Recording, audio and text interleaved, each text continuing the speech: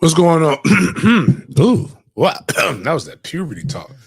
What's going on, world? It's your boy at Big Game James _36, and this is Big Games B.S.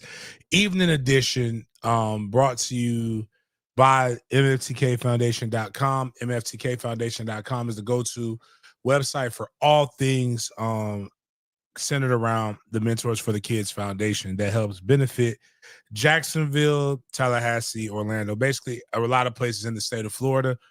We have our book bag drives. If you still know a school that's in need of book bags or school supplies, I still have some things for people if they're ready to re-up. Obviously, you know, we love the kids, even though the nickname is, man, fuck them kids. It's them kids that we give no fucks about. These kids are our kids. We love these kids, but them kids, man, fuck them kids. As we get people coming in, want to just make sure you know a couple notes. We have Trey's take for this year. He did his first one. He broke down the Alabama game. Did a really, really good job. And I actually want to let me ask this question live while we're doing our intros. He came out firing. Yeah, I listened to it on the porch while I was having my cigar, and I was appalled. Not appalled, and like I was just shocked. He talks as a kid who's like, dad grew up violent. Dad grew up with hands. Trey's only been in like one fight in kindergarten. Like Trey talks as if he is a veteran in fighting. And when he called DJU, I'm like, oh, Jesus Christ, son. Like he said, he's like, we all know what the real problem was last year. The real problem was DJU. Yeah. I said, damn, Trey. He caught me with that one. Like, yo, you got to like warm people up before you just start coming out the boy was shooting from the hip. But as a father, I was proud.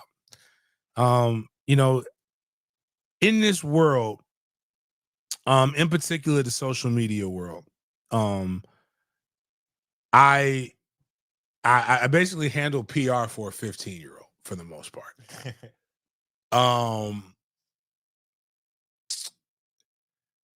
There like as men, I can't speak for women because I mean I have a daughter, but I never grew up. I don't know if you guys realize it, but my pronouns are the shit. The shit. That's what I identify as. I don't like I'm a male, so I don't know what is a woman. So, but as a man, like, do you feel like a failure if you become a hater? Like, you could have been anything in your life in this world that you wanted to be, but to be a hater, has to be like one of the worst things in the world to aspire to be. And some of y'all are just purely haters. And yeah, so Grant Gray put out there. I don't know if Jaden saw that, but Jaden, it's on my IG. It did finally post on my IG. I did not put it to Twitter, but what I did while we missed this game. I mean, why we missed the earlier show, excuse me, not this game. We missed the earlier show because I was at the Jacksonville Sports Foundation's inaugural press conference. Sandalwood Band was there. It gave me all kinds of content ideas. Baldwin cheerleaders. Since we have Mandarin University, I'm going to probably incorporate the Mandarin University guys into all of this stuff too. But it was kind of cool. But outside of that, man, just Trey did a good job. We have a stream. Also, remember, today is Wednesday. In the chat, do you guys know what happens on Saturday? If you know what happens on Saturday, make sure you just go ahead and put in there what we got going on Saturday. And what that means is we have a giveaway. So we are giving away 2 tickets to the Kent State Florida State matchup in Doak S. Campbell Stadium. I believe it's at 3:30 p.m. We will not have a tailgate. We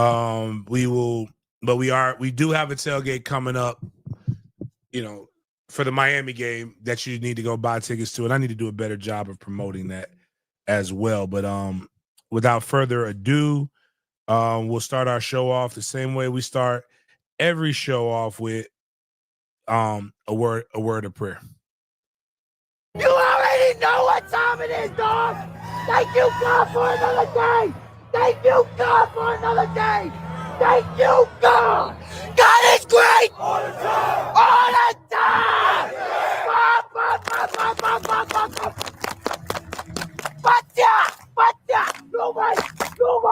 Nobody wanna thank you, God. Thank you, God. Go, go, go.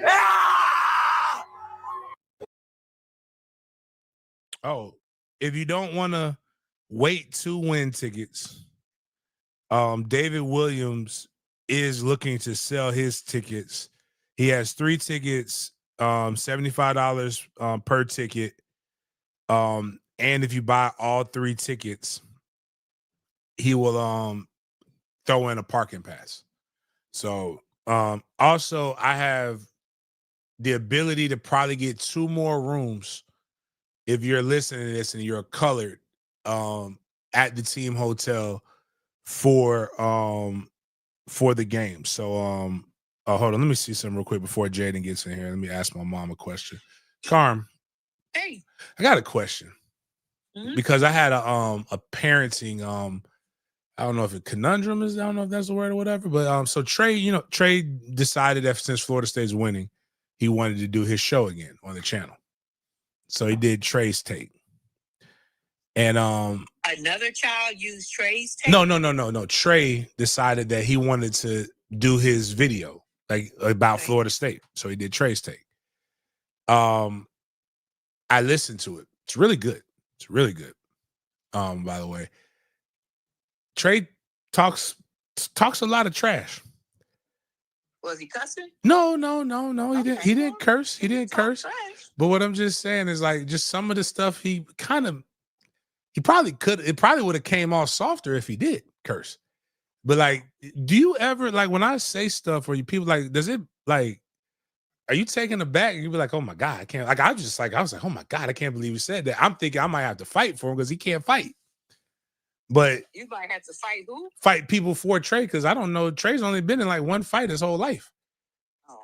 But I'm just like, as a parent, I'm needing the parenting advice. Like, is this what it's like when I talk with you, or is it? I get people calling me, and I tell them, "Don't call me. You grown."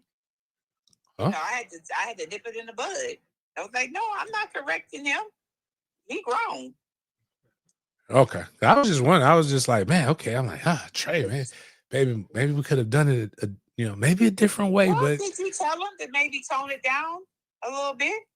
Well, and he could give him a better landing or choice. Has it been published yet? Oh, it's live. Oh Lord! It goes on Twitter, and so some of the crazy part, people watch this stuff like. Yes. Like, my bad. Maybe he's not wrong though. He was telling the truth. Yeah. So it wasn't lying. It just right. Like the DJ ukulele was trash. He said God. Did he say trash? Or he just said he said we all know the reason why Florida State went 2-10. It was DJU. Like he just put it right squarely on that one guy. Who is DJU? He was the quarterback for Florida State last year. And he where was is he now? I don't know. I think he might be working at UPS. Is he black? Peloponnesian, one of them things. What the heck is that? The pineapple people, like the ones in Hawaii. Oh, not Filipino or I don't know. No, he's not Filipino. Like what the Rock? He's whatever the Rock is. Rock. He's the Rock. No, but Samoan. No, that's with Lisa Bonet's husband. I don't know, but anyway, he wanted them Hawaiian people. Yeah, he wanted them people that's not black, but they could pass for black, but they don't ever want to be black. Well, yeah, but the Rock's father was black, so I thought the Rock's father was Polynesian sauce. Black, he was black as your daddy or blacker. Oh wow! And then his mama was whatever. Oh, okay. Well, James was black. No. Well, okay. Well, all right. Well, you gave me good advice. I was just, I just got to maybe. But listen, before I forget, I was supposed to send an email to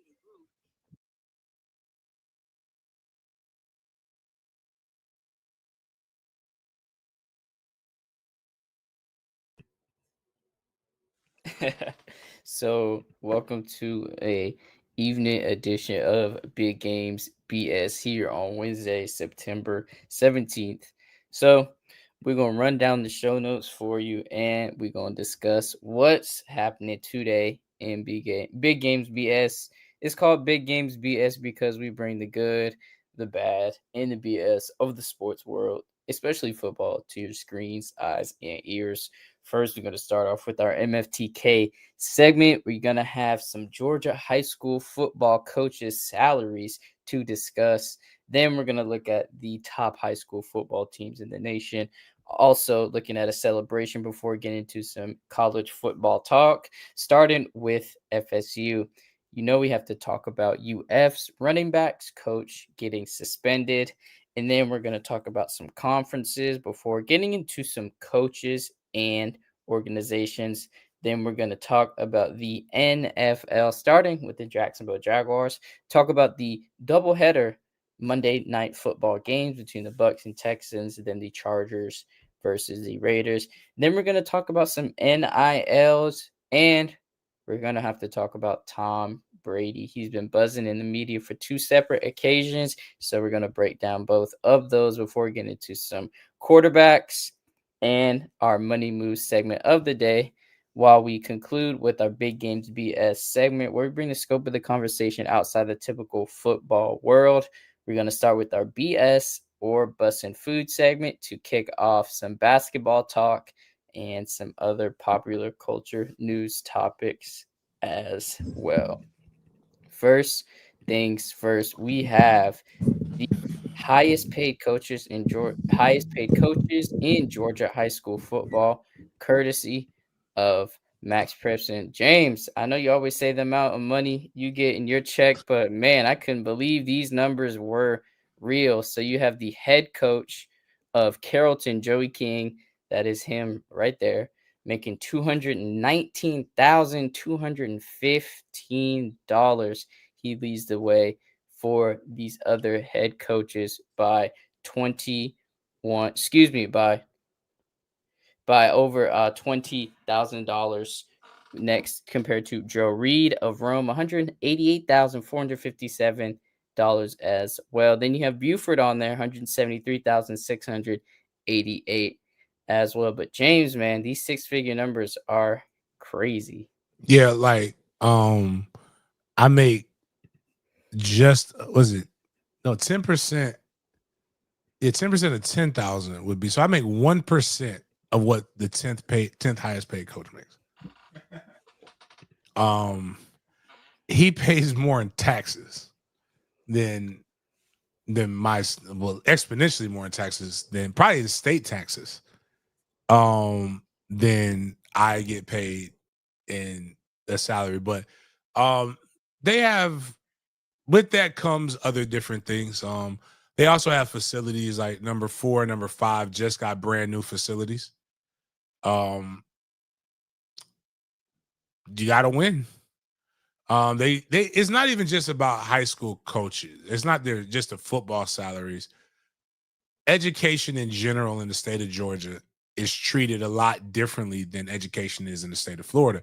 Florida could very well match this energy if they actually made better use of the lottery funds. But I have people saying that this is the reason why coaching is so much better, or the players are so much better in Georgia. It's always been like this, like for quite some time. Georgia coaches get paid exponentially more than Florida coaches as a whole. That being said, there are places in the state of Florida that you can make really, really good money. When I really first started coaching, I got into coaching, I think I want to say 2007, fall 07. I was at Eagles View 07, 08, 09, 10 and 11. I was at Ponte Vedra. When I was leaving Eagles View to go to Ponte Vedra, the head coach's name was Mike Lloyd. Mike Lloyd, when I was at Ponte Vedra, I got a football coaching stipend, I got a booster club stipend, and I got a stipend to coach to run the weight room in the summertime. Because at the time, and they're going to do this now in Duval County, in St. Johns County, coaches could run there. It was called the Mike Lloyd football camp. That's what the summer training was. And St. John's is a pay-to-play county.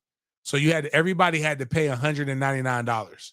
So when you have 100 kids in your football program, and then you open it up to middle school as well, you get paid a lot of money. A nice extra bump. And then our booster club in Ponte Vedra, that was a very affluent area, they could pay coaches extra stipends. So my whole at Ponte Vedra, I was making like 10, 15,000. And then I used the weight room to train kids for free.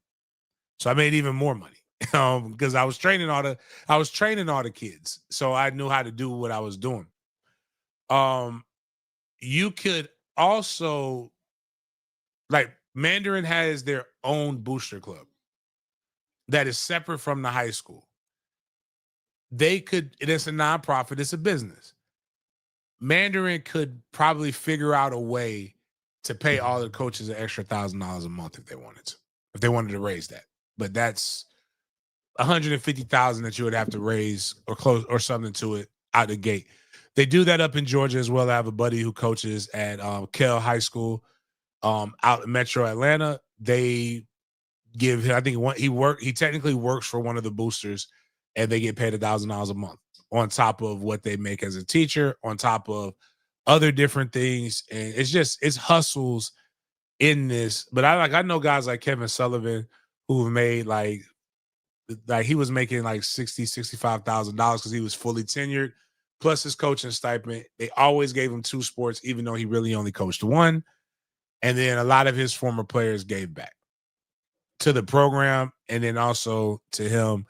And like, it was kind of cool because he gave them so much. Like, I mean, Kevin would do stuff like a kid wanted to go on an unofficial visit before he figured out if he wanted to take an official. He would pay for the kid to take a plane flight to get out there and just do a bunch of things for kids that a lot of people don't do. Someone get in trouble for that? You can get in trouble for that if they talk.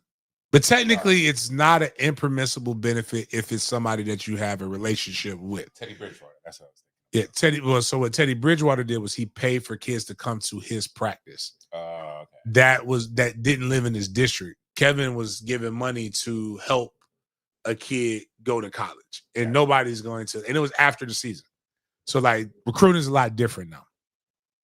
I say all that to say is Florida still is exponentially better. It produces exponentially more 5-stars and top prospects and college prospects than any other state with the coaching the disparity. And we still will, and we always will. Because as much as it's about coaches, it's about Jimmy's and Joe's. Bryson Wright was developed in a petri dish and given to us. Like, we cannot take credit for Bryson Wright. What I can do is say we take credit for putting him in the best position and trying to enhance the ability in the high school career that he's having. But a lot of these kids are like this kid Kyrie I got from Mandarin. Kyrie came ready-made. Like, I ain't do shit to make Kyrie ball out like that. Matter of fact, we put Kyrie at DB last week. The bitch had 14 tackles. He had never played He's been coaching. I've been coaching him at running back the entire fucking season. Like not the entire season, but since he's got here, and he was one of the Gaston County kids. So I say all that to say is we still whoop Georgia's ass. Georgia has better facilities, better paid coaches, better ingredients, better toppings, Papa John's. They got all that shit, and they're still not better than us in the state of Florida. It is a mentality. You have to be great because you want to be great. We still have IMG here. We still have St. Thomas Aquinas. You know what those jobs are? 6-figure jobs. You still have American Heritage, probably a 6-figure job. Bowles is close to a 6-figure job. There's a lot of schools where you're actually getting paid good bread. So, yeah. Yeah, that $31,000 difference between John Reed and Joey King is crucial, man. It is crucial. And going to talk about another post Max Preps made about schools you previously mentioned, James. These are the top 25 high school football teams across the country. Let's see if we can identify some trends for you. So Coming in at 1, you got St. John Bosco. Bishop Gorman at 2, St. Francis Academy at 3, Grayson, IMG, Mission Viejo, Centennial, Mater Dei, Santa Margarita, Duncanville, Buford, Edna Carr, Sierra Canyon, St. Thomas Aquinas, Corner Canyon, DeMatha, Bergen Catholic, South Lake Carroll, Grimsley, Chaminade, Carrollton, North Crowley, Thompson, Castech, and Basha. So we've seen a lot in Cali. You got 6 teams in California. I think that's the most by any state. You got 3 in Florida, 3 in Texas, 2 in Georgia, 2 in Bama. So yeah, those are your teams, man. Those are your teams. I mean, it'll be what hopefully in a few years we'll have Mandarin on that list. Still got a long way to go. Got a tough road to hoe this week. Oh, if you want tickets, make sure you comment in the chat that you want tickets to the Kent State game. So you have to make sure you're saying you want tickets. If not, listen, I'm all for selling these some bitches. So, but yeah, you guys gotta let us know. Make sure to follow the direction on the bottom banner right there for the tickets. Got to be on YouTube, like he said. And James, we got this celebration, man. I wanted to add. Looks like it's Chaminade doing a celebration. I thought it was funny. Wanted to share it with you right here.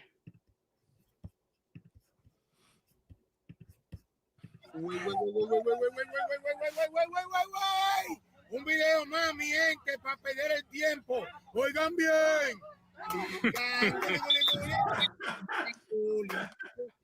I love the wait for the flag. Yeah, I ain't even mad at it. Like referee was like, "Damn, y'all making me have to pull this bitch." Damn, dog. That was funny. That was a lot. That was very very choreographed. Yeah. I think those should not be penalties because they're doing it as a team. It's team bonding. But I guess you got to do it towards your sideline. That's all. Because like you can flip, you just have to hand the ball to the referee, and then you have to be going towards your sideline for it to be considered not excessive.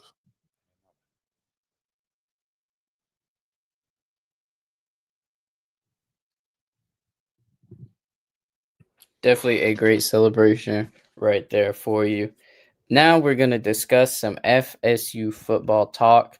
Going to take a look at the FSU depth chart in their game 3 matchup against Kent State. Got it for you right here. So QB TC still doing his thing. Sawchuk RB1. And then you also have Lucas and Chroma on the other side as well. So then you got Douglas, Amari, Landon Thompson, Deuce Robinson, Squirrel, Boggs, Hanson. Richie is on that left guard position up top. Pettibon, Medley, Pettis. That completes your offensive side. Defense. Oh, okay, Micah Pettis. Yep. Shout out to Micah Pettis. And then James Williams, Daryl Jackson Jr., Lions. Desir is behind him. Jenkins, Cryer, Herring, Graham, Rawls, Earl Little in that rover spot. Barker, Joseph, and Wilson as a first string DB or cornerback. It's funny how a few wins change things. Because James Williams is white, and everybody was wondering why we're getting this mid linebacker from Nebraska, the edge rusher. Everybody was tired of Daryl Jackson because you were mad because, you know, people felt like him and Josh Farmer were playing. No, Daryl Lions, everybody. If you lying if you saying you didn't forget about Lions. I'm trying to think. Juice Cryer. I told you I like Juice, but like everybody was like, get him out of there. Blake Nicholson, y'all all but wrote off. And it's just funny how things change when Earl Little, a lot of people were tired of that experiment. It's funny how a little bit of patience, a couple wins, ball bounces your way a few times, and like the entire thought process of who the people are that you're rooting for now changed in less than 365 days. Even Thomas Castellanos is people think about him a lot differently than they thought about him before. And hopefully they continue to go out here and take care of business, continue to push forward, continue to make plays, and give us all something to continue to brag about, because the easiest thing to do is you want to go 1-0 each week. And that's it. Next, we have some great news coming from FSU's football squad. This is revolving around Ethan Pritchard. So Mike Norvell said FSU linebacker Ethan Pritchard opened his eyes briefly on Sunday. Progress is being made in the right direction in his recovery. There's still some major steps along the way. Grateful for him, grateful for his family. This was posted on September 15th at 11:54 a.m. So Ethan has opened his eyes. Great news for FSU fans, football fans all over listening right now and who heard this news. Yeah, he's at TMH. Actually, Miles Shari's mom works at TMH. Oh, really? Yeah, she was talking about how her mom was on the same floor as Ethan, and just the progress and how she's seen a bunch of the coaches coming and going. And they're looking out for the kid and taking care of him. And I'm glad for that. I mean, getting shot in the head. The only thing, like, they need to get Bud Crawford to holler at him, because that's the only other person that I know who's ever been shot in the head and it just made things happen. Shout out to Ethan Pritchard and wishing for a speedy recovery. We mentioned Richard Leonard, and we have some great news coming from him and FSU football. So, for his dedication to serving others, Richie Leonard IV was named to this year's All-State AFCA Good Works team. He is the 9th FSU player named to the team and the 3rd in the last 5 years. Shout out to getting the AFCA Good Works team announcement appointment, man. Huge shout out to Richie Leonard IV for that. Oh, shout out to Big Rich in the chat, man. Go ahead and put up that man. Go and put that man up there bragging on his baby, on his boy. Hey, I was trying to holler at you at the shit. What game was it? Why can't I think of the game? Oh, the Alabama game. I was over there yelling at you after the game, but y'all was geek. Y'all was lit, man. Y'all was lit up in them stands. We had another line. We had the big, what's the big white boy that came from Notre Dame? I think he was a center. He was on this team, I believe. Ironically, it makes him eligible to win the Danny Warfel Award. Which anybody knows Danny Warfel is. Danny Warfel was a great Gator. When we stole Dylan Gibbons, that's right. Thank you, Big Rich. We stole Lil Rich from the Gators. Thank God. Thank God we didn't steal him. He was rescued because nobody wants to be a part of that shit show that's going down there. Now, boy, when you talk about chickens coming home to roost, I know we're going to probably talk about this in a little bit, but goddamn, I hope I'm going to savor every morsel of the fire that's going to go down in Hogtown, because damn, they made sure I understood 2 and 10 like vividly all last year. Anything I brought up, the Jags suck. You just saying that because y'all went 2 and 10. Like, damn, dog, I can't have the gas prices too high. Gas prices wasn't too high when if y'all wasn't 2 and 10. Like, bro, like, damn, why you gotta bring up old shit? I'm a current events type guy. We go current event that shit all day, all night. But I'm glad Richie's is having success both on the field and off the field. Got some more news to tackle, but it looks like the running backs coach at UF was trying to do some tackling in his pregame altercation at LSU. So we actually have the statement from the SEC right here. So, Florida football assistant coach Jabbar Julick suspended for 3 games. So, the Southeastern Conference and UF have jointly announced a 3-game suspension of Jabbar Julick, associate head football coach and running backs coach at Florida, for his involvement in an altercation prior to the Florida at LSU football game on Saturday, September 14th. Jabbar Julick's conduct during the pregame altercation reflects behavior that is unacceptable and not aligned with the standards of the SEC, said Sankey. Coaches are expected to be leaders and to de-escalate tense situations, and that did not happen in this circumstance. This suspension, is appropriate, and any future misconduct by Jabbar Julick will result in more severe disciplinary action. Before we get into that, Big Rich put up there. I didn't realize you could vote. Hey, let's make sure we get everybody. We got 253 people watching across channels. Make sure that's 253 votes. Let's make sure we go vote. Vote for our own. This is not a Florida State pot.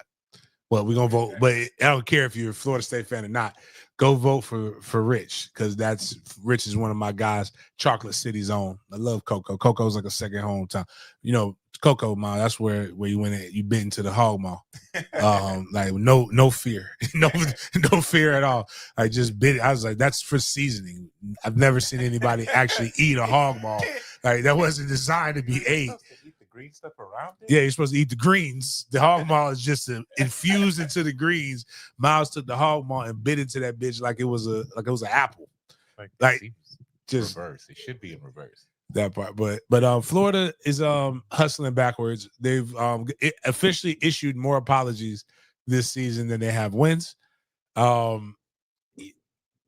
This doesn't happen when you're winning. It doesn't. Nobody really gives a fuck. Like, well, nobody spits when you're winning. Yeah, that's one thing. The second thing is, like, I'm not going over there when there's a fight between youngins, these YNs, if you will. I ain't got the energy to tussle with them, the boys right now. So, like, I'm gonna go over there and just give a good hey, and then you tire yourself out, get suspended if you fucking want to. Send the strength coach over there. That's the job of the muscle. Right. You don't send Clemenza, you don't send Mikey Corleone, you don't send Sonny Alfredo, you send Luca Brasi. And Luca Brasi is supposed to be your strength and conditioning coach. But apparently your strength and conditioning coach is too busy getting people hurt.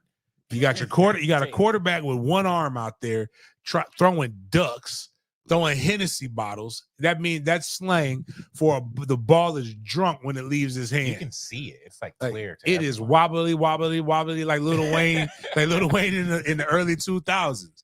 He's clearly hurt. It's like him and Arch and coaches making excuses for them. No, he's hurt. Like, it's his business. Like, if he's not hurt, which I know he is. Yeah. Billy Napier needs to pull him. Don't pull him in the office. You need to do what Leon Cohen should have did to Trevor Lawrence when he brushed him off. You need to make it public. You need to make it loud. Embarrass him in front and you need to ask him because if you're going to say, because I can tell you what that light-skinned woman that I talked to earlier on the phone on this show used to tell me, are you trying to, I know you ain't trying to embarrass me in front of these people. I don't know if white people were raised like that, because I don't know if you realize this. I didn't grow up white. But that is a fixture in African-American homes. Yeah. If you embarrass me in front of these people, I'm going to embarrass you in front of these people. And he needs to ask him point blank, are you trying to get fired or are you trying to get me fired? Because I need to know so that I know how to move accordingly. Because if you don't want to play, I'm going to play Trammell and get fired my way. Yeah. Or do they have a plan together? Because it seems like people are blowing up coaches and blowing up seasons really, really early. Like there's like you get the number 1 overall pick for losing. Like, because if I'm going to get fired, if he's trying to get me fired and I'm trying to get fired, well, let's keep doing things the way we're doing things. Because, wait a minute. Whoa. From Utah. He's black. Is that Peter Shields' real? Is that your real picture? Because because I was confused. Because again, maybe that guy was right to be saying the stuff that he said last week. I didn't know there was no black people in Utah. Yeah, for real though. What you doing over there? Maybe what were your whereabouts? Because ain't no goons lived in Utah. But anyways, appreciate the $5 donation. But you got players spitting on people. You got coaches. Do y'all want to? Do we have like some conspiracy theory music? I guess. All right. Well, just play the NFL draft music. That's just weird. It doesn't fit anyway. We only like it because it's the NFL draft.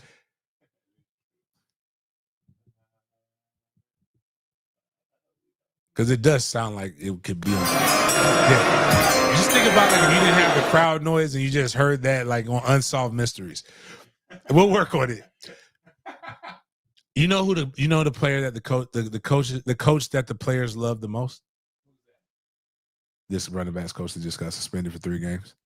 Do you know what the rumor was that was going to happen after this ass whooping was going to commence on Saturday? This is speculation, or I have it upon good authority to know that Billy Napier's ass was going to get fucking canned after this Saturday.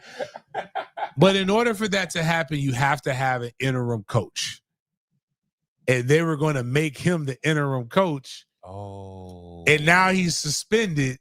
And now they got to go back to plan B. That's what I have on good authority from one of my sources inside the Hogtown. Hogtown is in shambles right now. And it could not happen to better people. I hope all the bad things in the world happen to them and only them. I do got one of your favorite sounds, though. I made sure to get this one. It's not proper time, but. Cause I'm that nigga. I'm that nigga. And that one's just for you. The no nigga line is getting hot. Like that would be perfect. They're really playing it up, man. They are bartering on really dangerous territory right now. At first they weren't. They didn't seem so into brother, it. It was they are leaning into it. Oh, you know what? You're welcome. You're welcome, niggas. Wait a minute. Teddy P you didn't know they learned that Utah football players were getting shot and killed every other year. Did not know that. That's what happens when you can't get no pussy, man. Ain't that where you can't drink Pro Bone? You gotta soak. You can't even move. You can't move your hips. Like it's just terrible. Like everybody's frustrated. Why would that's torture? Get me out of here. Speaking of torture, these SEC teams are going through it this year. So there are only 4 SEC teams that average less than 30 points per game in 2025. They are quarterbacked by Arch Manning, Lenore Sellers, DJ Lagway, and Garrett Nussmeier. I know we're only a few games in, James, but hey, man, something's not adding up, especially with that top name on that list. This is where you got to have that R. Kelly sound. Something ain't right. Something just ain't right. Lord of mercy, y'all. Like, I love it. It couldn't happen again. Fuck South Carolina. And I'm getting mad for Panthers fans. Like, because, they got the dude who couldn't talk, Black Boomhauer, went to USC. Leggett. Yeah, Leggett. Remember that. So they was going to give us another one of the guys with Lenore Sellers. And, they were talking about Lenore Sellers' best quarterback. Like, it's just, they just be stamping people with nothing. And it's like, before I used to say the best position to play was kicker. Backup quarterback. You could just be mid. You got to show a little sprinkle of something. And everybody's going to be on your job. Yeah. Like, if we're being all the way funky. Jaden, what was Florida's record last year? And maybe what was DJ Lagway's stats? Let's really just break this shit all the way fucking down.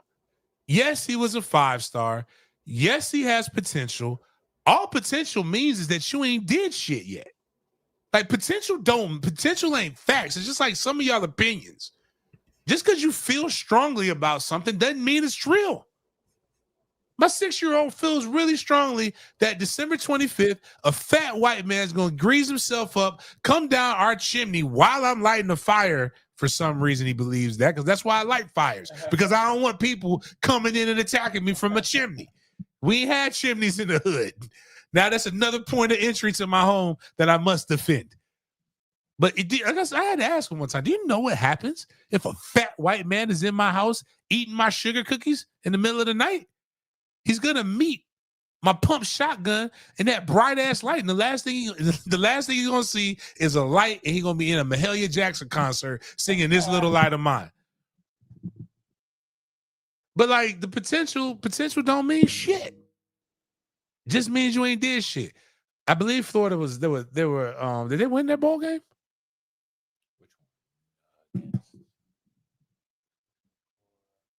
Luke had to be. Are they 7-6? No, couldn't be. 8-5. They were 8-5, but they won some games that we probably didn't think that they were going to win, if I remember correctly. And it was good D helped them win. But what was like? Did DJ just really? Okay, he ripped it up against Samford. Kentucky, they were in the shootout. Good stuff. I mean, like, we didn't think they were going to beat Texas A&M. We did believe they were going to beat UCF. The Tennessee game was a shocker. Georgia wasn't. I mean, Tennessee, we thought it would beat Tennessee, but they lost to Tennessee, lost to Georgia, got the ass whooped by Texas. We did not think they were going to beat LSU. Did not think they were going to beat Ole Miss. And let's be frank about the Florida State game. Florida State played actually, that's the minimum score that LSU should have had last weekend is what the Florida State game was. We fumbled a fucking ball going into the end zone. On like the second drive, Lawrence Toafili fumbles the ball on the 40. It just falls out of his hand. We turned the ball over like 5-6 times in that game.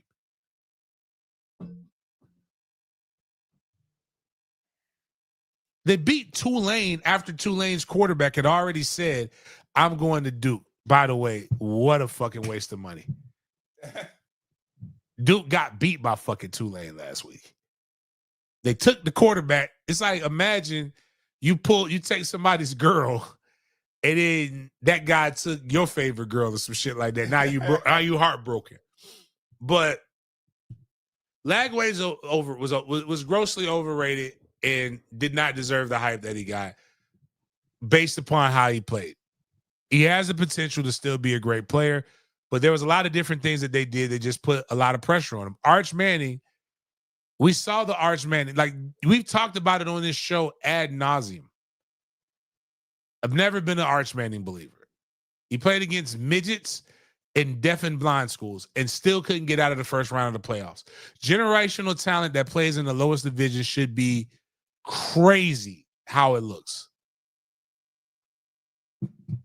They got all the talent around them, but they're being held back by a quarterback, which is why I don't get overly absorbed in quarterback rankings or any of this shit. Lenore Sellers mid. The only person on there that I thought would be better or that has a good record is Nussmeier. And we saw him. He was in a competition with DJ Lagway about who can be the most ass. It was like watching Booty Talk back in high school. Who got the most ass on the screen? Nussmeier or DJ Lagway? Clearly, DJ Lagway was Cherokee. Like, you know, like, it was, what's the oh man, it was a Sasha something. It was, what's her name? I'm trying to think of another good one. Shit. It was just who was the most, that might be what I start describing games as. This game is like watching Booty Talk in the 90s. Booty Talk 5.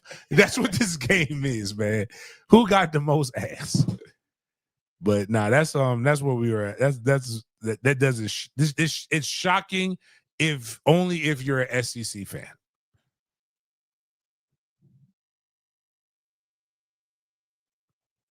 Next, we have some news coming from an ACC and SEC team. So we have the information that Georgia Tech and Vandy are ranked in the top 25 in the same week for the first time since October 2nd, 1984. Georgia Tech beat Clemson, Vandy beat South Carolina. They are in the top 25. Thought this was a crazy stat, timeless stat. Man, it has been 41 years since this has happened. Just wanted to share it with you guys right quick because we're going to talk about Clemson, the team Georgia Tech defeated to get in the AP Top 25, and their head coach, Dabo Sweeney. He had some realistic, he had some harsh, firm words to say. So if they want me gone, they can send me on my way. If they're tired of winning, they can send me on my way. I won't stop. I'm 55. I'll go somewhere else and win.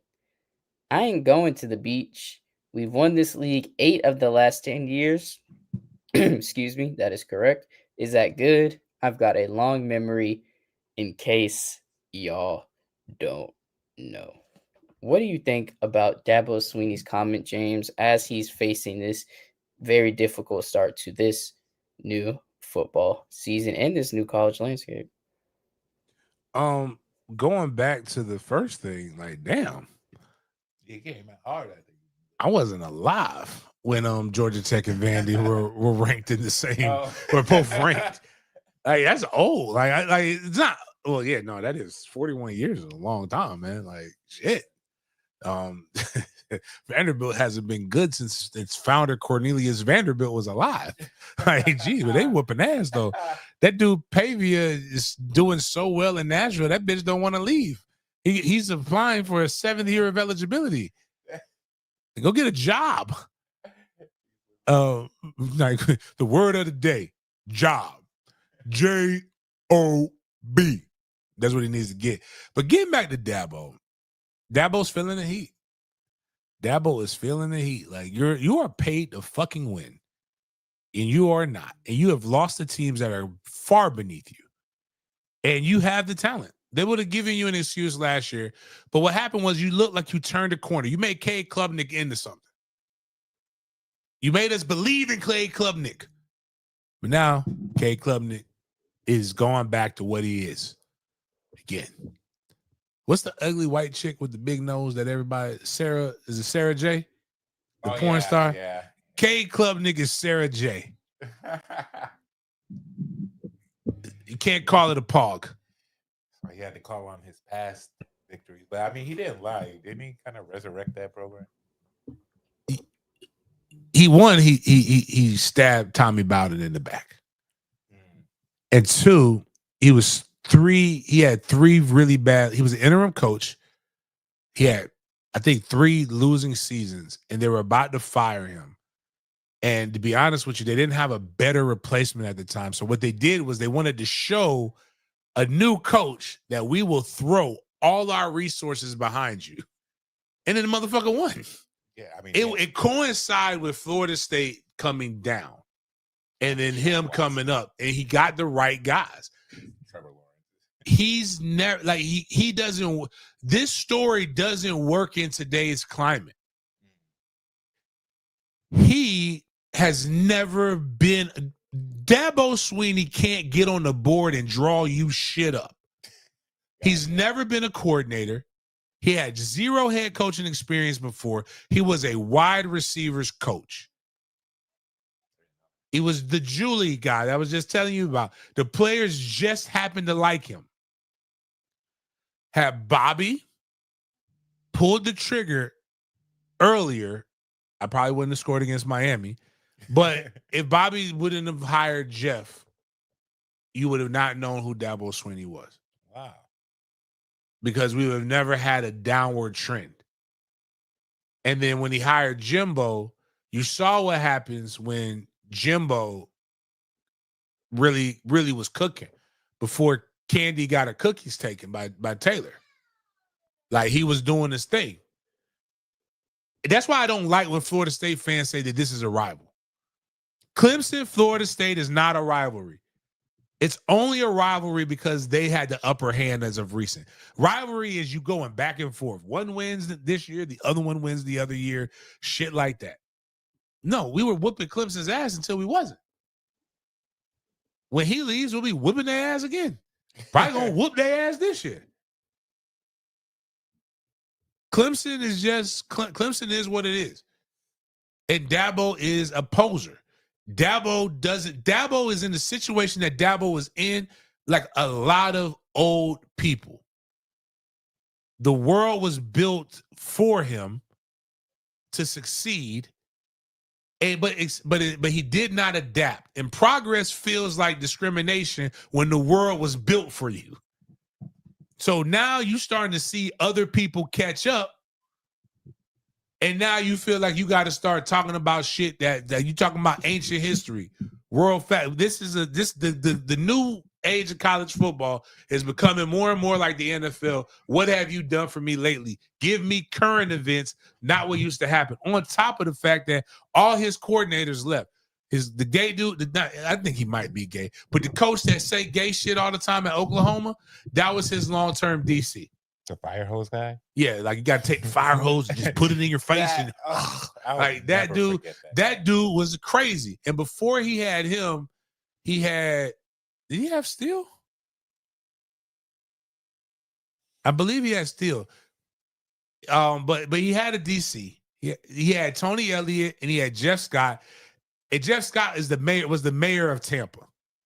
Tony Elliott, both of those guys were just really, really good minds that worked really, really well together. And when he lost both of them, he lost his offensive sauce. Need more sauce,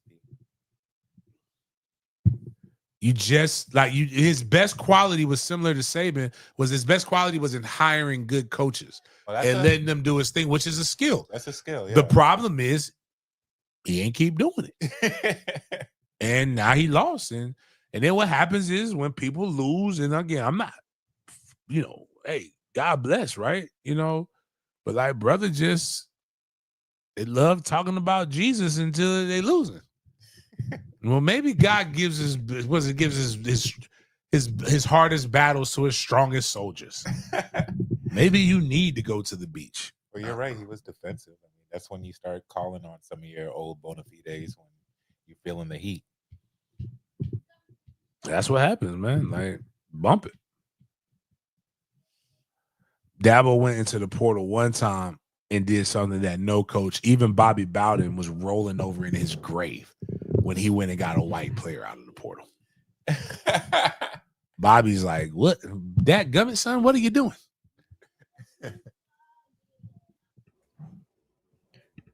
Got some news from UCLA and some decommits. So the Bruins recruitment took a big hit following the firing of head coach Deshaun Foster. 4-star 2026 offensive tackle Johnny Jones. Then you have 4-star Anthony Jones, 3-star Cooper Jaworski, 3-star David Schwartzel, 3-star Yaha God, 3-star Ramzak Froon, and 4-star Damaj Riley. So the Bruins only have one 2026 XC Next Sports Center Next 300 recruit and Micah Smith. 7 recruits decommitted within 24 hours. Man. UCLA football is going through it right now, James. How normal is that? Is that like a huge number? Is that like 7 commits? Yeah, that's a pretty solid number, man. It just shows like how good of a recruiter he was and how the people bought into him. And now, but also why you don't fire coaches so early. Or maybe they wanted to rip the Band-Aid off and let a new. But again, what new coach are you going to bring in? Like nobody can handle recruiting. Nobody can because you don't know if you're going to be there or not, and you don't know if the next coach is going to honor the scholarship or not. I just thought about something. Oh, this is great. I feel bad. It's not great. I feel bad because the guy who was the director of recruiting just got hired there.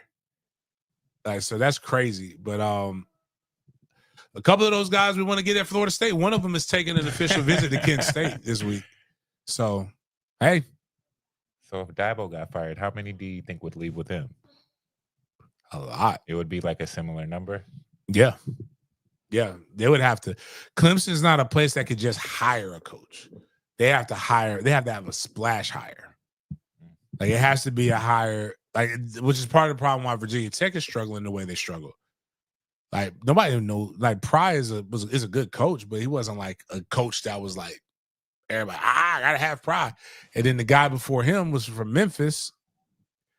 It has to work, or it's going to be, or it can really tank you. It can really bomb your program. Speaking of Virginia Tech, James, since with the recent firing of their head coach, they are in the market. Like you said, it's difficult this early on in the season to get that trust from fellow recruits or to even win that locker room if you're that new coach. So Pete and Echoes reported that Virginia Tech legend Michael Vick is in his first season at Norfolk State, and sources have told On3 Sports that some VT boosters push Vick to get coaching experience. It would not surprise anybody in the industry if Vick is a serious name at VT in future coaching searches. I just wanted to read some of the details revolving around his contract with Norfolk State University. So he is currently being paid an annual salary of $400,000 paid monthly with the potential for merit bonuses as well as performance bonuses contingent upon wins or awards in big games. The biggest bonus of $100,000 is contingent upon an FCS national championship win. So Vic is an employee of NSU beginning on December 16, 2024 until December 31st, 2028. After the first 3 seasons or through the 2027 season, if the program finishes in the top half of the conference, he's eligible to sign on again for a 1-year extension. So I wanted to read that just to say that, man, that $400,000 buyout is $400,000 buyout seems like it could be pretty light for VT if they decide to pounce on Vic. How likely do you see this happening, James, in a couple years from now down the road? I don't see this happening. I think that would be a splash hire. But is he good? We don't know. I mean, he's doing. I mean, it would be a desperation hire, and it would be the same thing that Colorado is dealing with right now. But I mean, Colorado's never had the influx of money that they've had since they hired Deion. But when Deion has a losing record this year, Deion would have had 3. This would be his 3rd season in Colorado, right? His first season stunk. This season stinks. You had 1 good year. And in that year, you had a top 5 pick, number 2 overall pick, with 3 other NFL wide receivers and a quarterback that got drafted in the top 5 rounds. Like, you should be better than everybody else. But I think if Mike Vick is in 3 years, he's not going to win an FCS national championship there. But if you see him putting up 8-win seasons where he's at, you give him you can give him a shot, especially if it looks organized and it's crisp, because there's more to being a head coach than just winning games. Winning games is a big part of it, but you are literally the what's it? Can we say what Virginia Tech's program? Say it's a $300 million, $400 million program. Like athletics, we'll just say the athletic department, probably more. I mean, probably a gross underestimation. But you become the CEO of a $300 million company. They're not just hiring popular people to be CEOs of $300 million companies. You have to have something of substance or again, we just seen what the fuck happened with Deshaun Foster, excuse me. We see what happens with Deshaun Watson every day. He's getting rubbed on. But Deshaun Foster was supposed to be that guy. And he had experience, and you're going to end up firing him.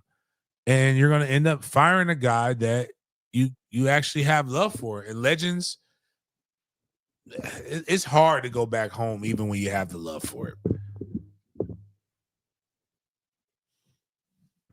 Going to shout out another HBCU coach, with that being Coach Deshaun Jackson of Delaware State.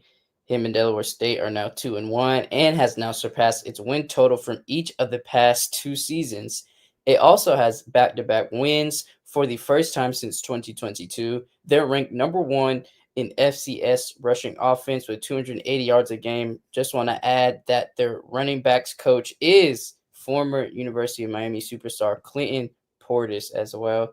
And quarterback Caden Bennett ranked number 1 in FCS scoring with 42 points per Kevin Tressolini. So huge shout out to Deshaun Jackson for starting off the year all right and already doing better than the school did in their past 2 seasons. So shout out to Deshaun James. This is some great news coming from Delaware State. Love it. I am an HBCU fan. I love this stuff. I really just was kind of disappointed at Eddie George, especially when I shook his hand in the. Were you there in the cigar lounge, or you were gone already, Jaden? Which night? I think it was my last night there is when I met Eddie George at the cigar lounge. He was in section 88. But I want guys. One of my pet peeves with old heads, the older guard, like when I say older than me, right? The why not us movement that went through HBCUs. Good friend of mine, Devin Resper, shout out to Devin, moving up the ranks. He's at Florida State now. We're recruiting.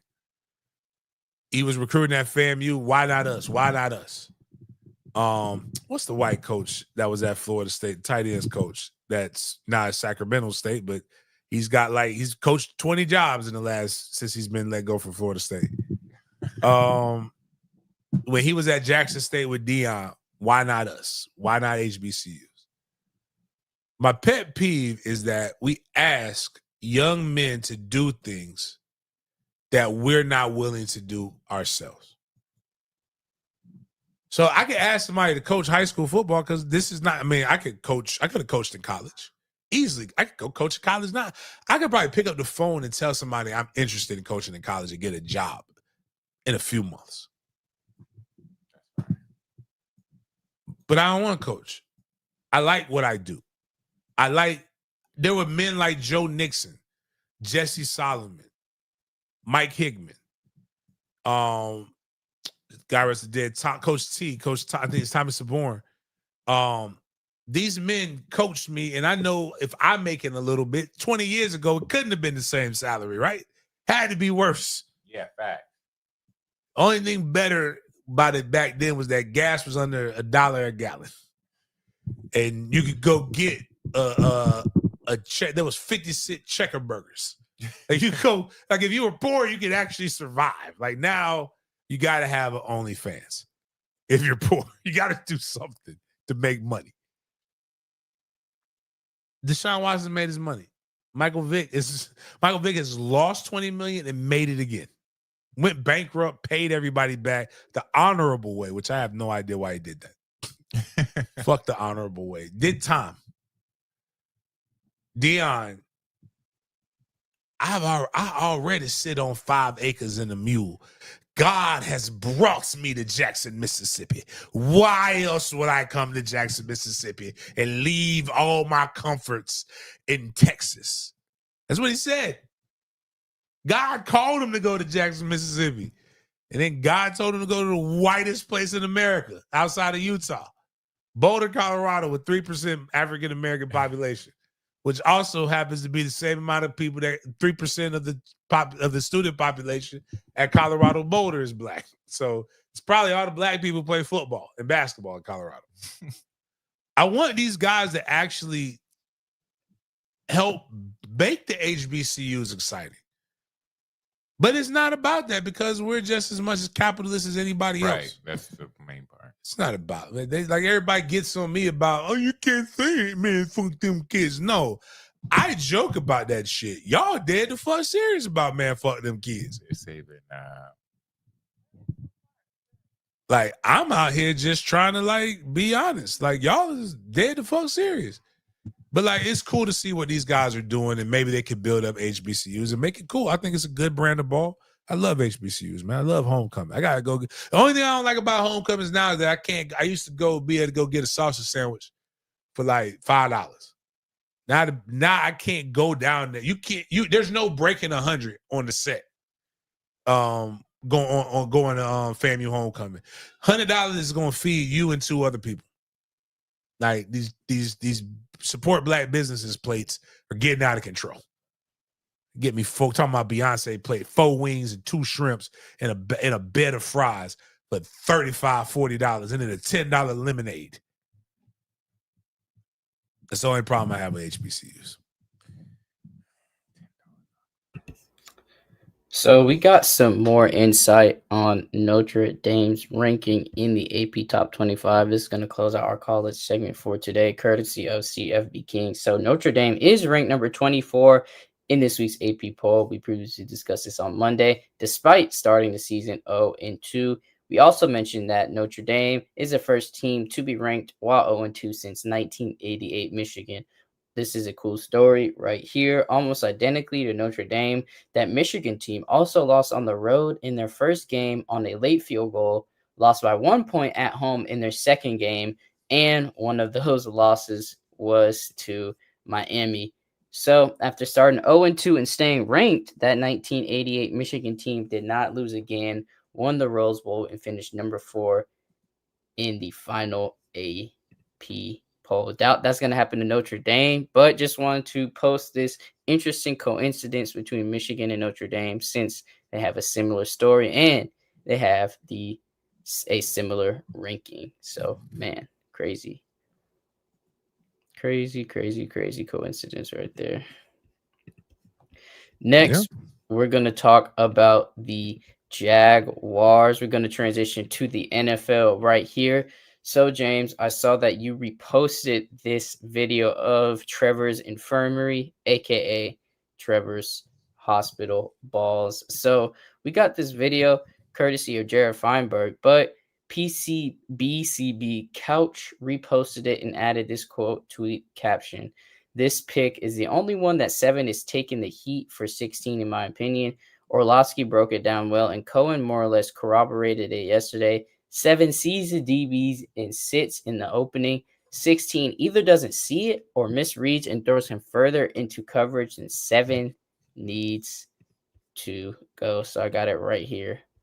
I really want to do. I told you I got all 22 through NFL.com. So I really want to do this breakdown because a lot of y'all be out here really just chopping it up and chapping. And like, I don't really know if people know how to watch film. I don't watch film for fun. It's fun to me, but it's not the same fun as y'all because it frustrates me when I see other people talk about it. Like, I watch film to beat people. It's frustrating. It's really aggravating. But I agreed with what they were saying. So I'm going to slow this video down, James, and we're going to walk. And can you walk us through the process of this play, of this interception? It's going to be in 0.5 speed. It's going to be in this camera angle and in another one. So as this play progresses, just tell me what you're seeing, what your expertise is telling you. Okay. So they're in the zone. Nobody moved. So that's the easy thing. Boom, right there. Got to sit in the spot. So first off, go back. We need to move me from where I'm at so we can see the rest of the play. Which is odd. That's funny. Like, I'm just saying, I need to get out of the way. Or you can just blow the screen up and I'll just talk about it. All right, yeah, that's fine. Go ahead, play it again, Jaden.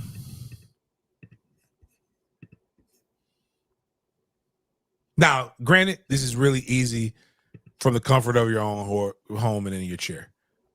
Pause. All right, we can go back just a smidge. Right there. So what I always tell people is look at the back of the drop.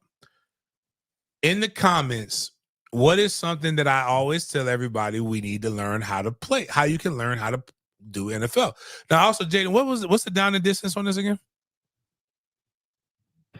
This is 3rd and 6, and this is on the Jaguars 17. So they're facing on the backs of their end zone. Second quarter, 7 minutes and 10 seconds.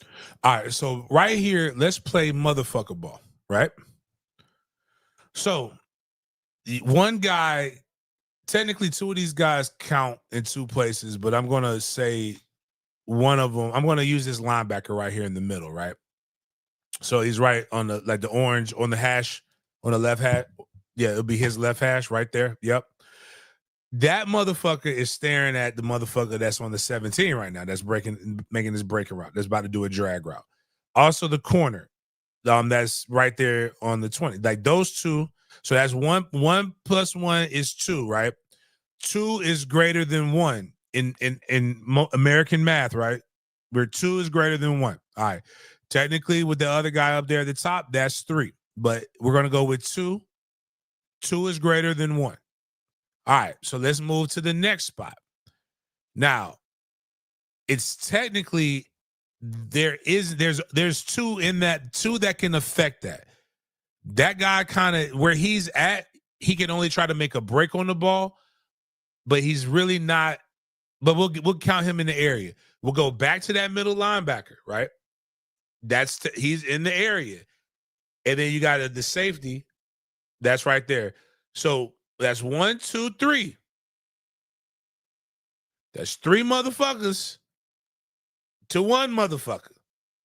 The odds are against us. Now, at the 20, that guy's covered. There's no need to throw that ball. That's full. No, that guy, yep. Now, you have him, the guy at the 25 was running looks like he's running a post. He's going to be open, and 30 is running. 30 is the guy, the DB at the 30. His momentum is taking him down the field because he's worried about getting beat deep. And the safety that's deep, if that motherfucker makes a play on the motherfucking wide receiver that we have, he needs to not be on the team anymore. All those things being said, look at where Brian Thomas is at. His job is, this is not, even if it was a slant, it is to find the space and stop so that you can make the fucking catch. Now push play. Do you see what Brian Thomas Jr. did? His feet stopped, and he has to try to lunge and get the ball. So civilians are going to say, oh, he's not going for contact. You're taught and you're trained to do that. That's what you're supposed to do, so that the quarterback doesn't throw an interception. But the quarterback throws him an infirmary ball. He throws him into the damn defenders. And he says, fuck that. No. Let's look at it from this angle. Doesn't mean like, baby, I'm going to look at, we're going to run this a couple times. I'm going to look at the pressure. Because, pressure busts pipes and makes diamonds. So we know they're in a zone based upon what they're doing right now. Drop. Oh, man. Oh, switched off. Oh, clean pocket. Now, imagine a world where he throws it where the fuck he is and not where he wants him to go. Like, what if, and this is what I always tell people, when we defend Trevor, it's okay. You can like Trevor. But what if he threw it to where he was at? And I think to myself, what a wonderful world. If Trevor would actually throw the ball like a quarterback, in what planet does the man making $50 million have less accountability than the guy making 2? You got a clean pocket. Again, it goes back to my thing, bro. Like, all right, you can wait till the light turn green. That's Trevor throwing to where he's at. Or you can push it when it's turning yellow and you got 2 cars coming. Like, you got to make a left-hand turn. You got 2 cars coming from your left and you got another car coming from your right. You going to jam the accelerator and risk it? Or you going to be like, I don't know if I want to do that. Bro, just throw it where he's at. That's all I'm saying. Like when I say these things, I'm not mad at Trevor. I'm just saying, Trevor, you're better than that. Like, and that's the argument. So we have a video courtesy of Mia O'Brien on Trevor Lawrence speaking out about Brian Thomas Jr.'s early season struggles. Let's see what Trevor has to say about his wide receiver.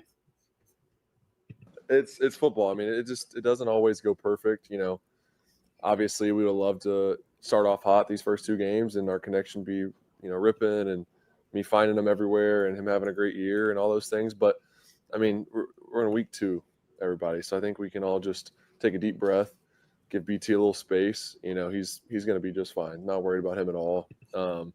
Just something we got to continue to work at. And, you know, we're going to have a good plan for him each week to be involved. And he's too good of a player to not, you know, be involved and make those plays down the field that we all know he can make. And got all the confidence in the world in him and excited for just another opportunity for him this week to get going. It's football. I mean, it is only week 2, James, when they were discussing that. But do you second Trevor's thoughts and sentiments about BTJ? I mean, you're gonna have struggles, and he's a 2nd-year player. He's young. The other thing too is I accept BTJ making more mistakes than I do Trevor at this point. Right. Worried about you. Like Trevor should not be making that mistake. I'll say this though, like even in all of that, there was still encouraging things. Should have won that game. I actually feel like had they not, it's kind of like remember when Florida had Felipe Franks, and who was the other kid? The kid that never started quarterback that Florida who ended up being with the Buccaneers just got cut. Kyle Trask. Trash was like Felipe Franks was getting his ass handed to him when they played Kentucky. And then Kentucky knocked Felipe Franks out. And then Kyle Trash comes in and they win the game. And that was the weird year, if I remember correctly. And you know, you have to keep playing like the number 1 guy is in there. Because I think the defense, everybody has something that they needed to do better. Because if the defense got one more stop, they win that game. But I don't like when I feel like the backup quarterback for another team outplayed my starting quarterback. Yeah. And fucking Mac Jones. Y'all went on here and you ridiculed me. You made me feel bad. You made me feel like a Trevor hater. You said I don't know ball. It was a bunch of other stuff that was said, mean things in my comments. When I just said Mac Jones seems to figure out a way. Brian Thomas Jr. wasn't flinching when Mac Jones was throwing the fucking ball. And you know what Mac Jones wasn't doing? Mac Jones was out there. And the only reason I know is because my dumb ass did not switch my quarterbacks.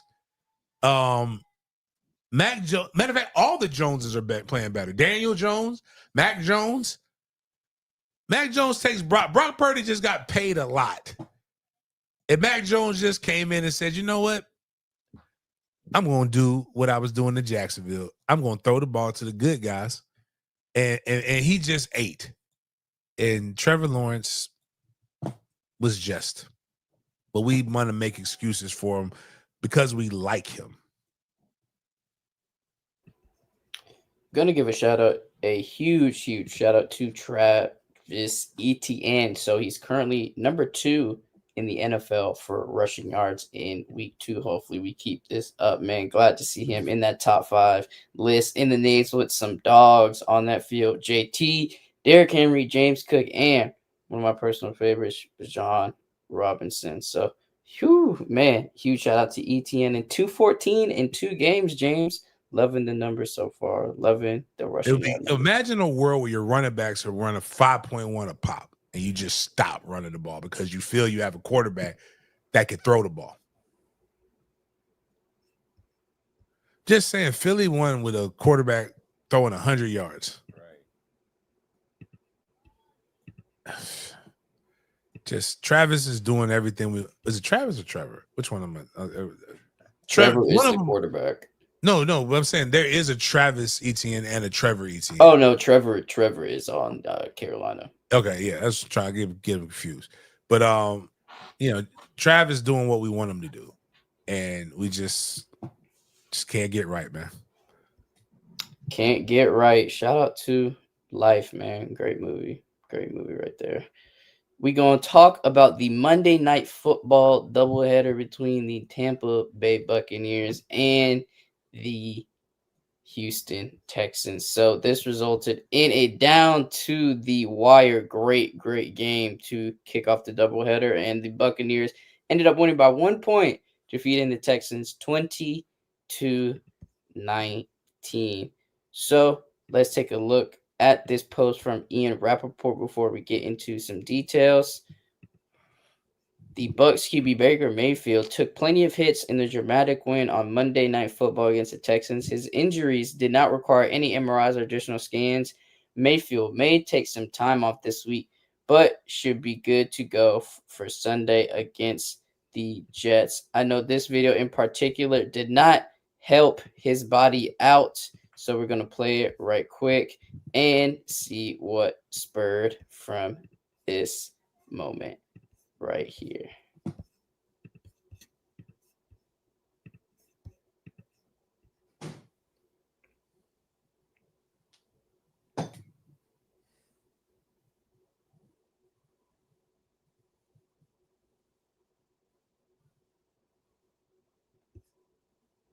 All right, talking to Chauncey, man. He talking to nobody. Chauncey Gardner Johnson talks a lot of shit. This was not the end of this kerfuffle, James, because Baker Mayfield decided to normally do what people do, what football players do after the game, and post a little picture on IG. He posted this picture on IG with CJ in the frame with the caption, "Built different, 10 toes down." And CJ was quick to respond.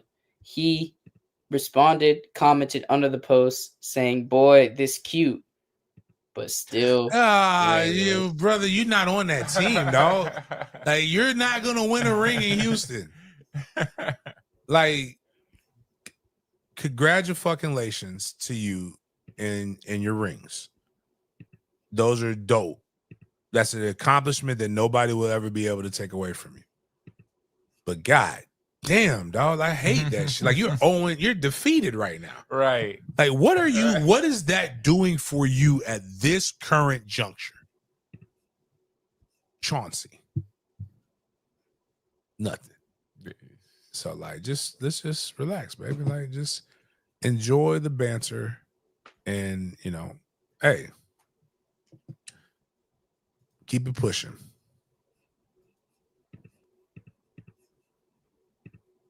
So, according to Next Gen Stats, the Buccaneers' win probability was as low as 8.8% with 124 left in regulation in their comeback win on the road against the Houston Texans. So the Bucs were facing 4th and 10 from their own 32 when Baker Mayfield scrambled 15 yards for a first down to keep the drive alive. And we got some more stats courtesy of the Bucs' X account. Baker Mayfield became the first QB since Brett Favre in 1999 to lead game-winning touchdown drives when less than 2:30 left in back-to-back games. And somebody included this picture as well, him recreating the Brett Favre draft day. Thought that was pretty interesting to add. But James, I don't know if you saw the game, but I wanted to specifically talk about the defensive decision by the Bucs to what many people are speculating, letting the Texans score so they can get the ball back and try to get down to the field as quickly as possible. So I'm going to share with you the play-by-play for you guys right here. So this is the second to last drive of the game right here. The Buccaneers punted to the Texans at the Tampa Bay 29. They punted, and then Nick Chubb took a 1-yard run, and then Nick Chubb had a 20 25-yard touchdown on 2nd and 9. So the Texans were at Tampa Bay's 25-yard line when Nick Chubb took it in for the touchdown, making the score 14-19. After that, Tampa got the ball and did what they did best, trust in Baker. They had 11-play drive for 80 yards, stretching 2 minutes and 4 seconds. So ultimately, Rashad White scored the touchdown, and the 2-point conversion attempt, was incomplete. So they ended up winning 20-19. They sealed the deal, got the game done, but many applauded the Tampa Bay Buccaneers and their coaching strategy for letting, or what it seemed like letting, the Texans score so they could get that ball back, drive down the field, and do what Baker Mayfield does best. We're going to go through the box score of this game for you, ladies and gentlemen. Just want to explain a great coaching decision on, I might add, from Todd Bowles and the Buccaneers. So Baker Mayfield went 25 of 38, had 215 yards, and he averaged 5.7 yards per completion, having 2 touchdowns as well. He got sacked 4 times, however, and he had a QBR of 60.4 and a rating of 98. CJ Stroud, 13 of 24, 207 yards, 8.6 average per completion, 1 touchdown, and he was sacked 3 times, resulting in a loss of 25 yards. He had a QBR of 19.5, but a rating of 97. Bucky Irving did his thing, average of 4.2 yards a carry with 71 yards, 17 carries. Rashad White, 10 carries, 65 yards, and that game-winning touchdown. Baker Mayfield did his thing with his legs, averaging 11 yards per carry with 3 carries and 33 yards as well. Nick Chubb scored that touchdown within that 2-minute time frame in that fourth quarter. He had 12 carries, 43 yards. Nico Collins had the first touchdown on the game for Texas, had a crazy snag for the Texans. No one else got a receiving touchdown, but Emeka Ibuka got another receiving touchdown, having 4 receptions for 29 yards, and Ryan Miller got a touchdown as well. So if you take a look at the team stats, man, Tampa Bay had way more top than the Houston Texans. You see it right here. Possession difference of around 14 to 15 minutes. Tampa having 37 minutes time possession and Houston having 22 minutes and 51 seconds. They both actually had the same amount of penalties, of yards taken away from penalties, 45, but the Bucks had 1 more penalty. The Bucks weren't that good on third downs, but the Texans weren't better. Texans going 2 for 9 on third down, while the Buccaneers went nearly 50%. So you look at the total yards, Bucks had 360, Texans had 266. No turnovers in this game, however, James. But I know one thing, even though the Texans lost, the 2 edges they got in Daniil Hunter and Will Anderson is nasty. I know they're a problem, a force to be reckoned with on that football field. But what a Monday night game. This had everybody up in their seats, on the edge of their seats. And man, Baker did the job done, got the job done once again. Yeah, man, a lot of fun, man. A lot of fun watching these games, even the butt whooping game on the West Coast. But Baker, the best thing about the NFL, which a lot of people who claim they don't like watching it, I'm like, I don't know if you know what you're looking at, but you have to close out the game. You cannot just like rest on your laurels like that. You give a good NFL quarterback and a good offensive coordinator a minute left on the clock, and they're only down 3, they're going to win. You just gave them the game. So you just got to watch every aspect of it. Before we get into the next game, what were your thoughts on Todd Bowles and the Buccaneers just speculatively letting them score so they could get the ball back? Did you think that was A1, A+ coaching decision by the Bucks? Oh yeah, very headsy. A lot of people the gamblers always get mad about that. But like you know what you have to do. Like there's you're running out of time. And the only way you have a chance to win is if you do X, Y, and Z. And I think you have to be. That's why it's always good to have a coach that actually coaches and that isn't a coordinator. When coaches are coordinators, you don't have an opportunity to be able to process all of that information like that. Huge shout out to the Buccaneers for getting that gutsy win against the Houston Texans. Now we're going to get into the game that started at 10 p.m. Sorry for all my East Coast people on here, but I know the dude in Utah was not mad that the game came on around 7. But the Monday Night Football game that started at 10 p.m. Eastern Time was between the Chargers and the Las Vegas Raiders. This was a AFC matchup, James. They are both in the same division, in the same subdivision, the AFC West. So these games, count as double in a lot of players' eyes and in reality. So the Chargers ended up getting this victory 20-9. So let's go through a couple of posts, starting with Ian Rappaport. Khalil Mack had a nasty arm injury. So he left Monday's win over the Raiders with a dislocated elbow and is expected to be back in a few weeks. So good news for the Chargers, as Mack has looked his usual productive self for the stellar defense. But man, that injury was pretty gruesome. It's pretty nasty. And James, look at the feet, man. Look what he got on. Look at his cleats. Clean Columbia 11 cleats, man. Shout out to him, but get well soon. You saw our boy Anthony said that he's going to use the pair that I got him for the Super Bowl. He's gonna wear them in the wedding. Him and his son gonna be out there fresh. Okay, nice. Definitely shout out to Ant, man. Congratulations again. Yes, sir. But now those were fresh. Speaking of fresh, man, that Chargers defense was killing it. The Chargers defense against the Raiders had 15 passes defended, 6 TFLs, 3 takeaways, and 0 touchdowns allowed. No team had ever hit all these marks in the game since both passes defended and tackles for loss were first tracked in 1999. Man, that defense obviously got a lot of cats on there. FSU's own Derwin James being in that safety position, man. Dog, one of the best safeties in this league. But got one of the best safety coaches in the world over there with him. You know who it is? Adam Fuller. Yep. Shout out to Fuller. Shout out to Adam Fuller. But this person was beefing with Adam Fuller, James. That is Geno Smith. Mm-hmm. Geno Smith in his Raiders home debut had 0 touchdowns and 3 interceptions, and he's currently leading the league with 4 interceptions. We have these stats courtesy of Next Gen Stats. They always have the nice charts for us to talk about on the show.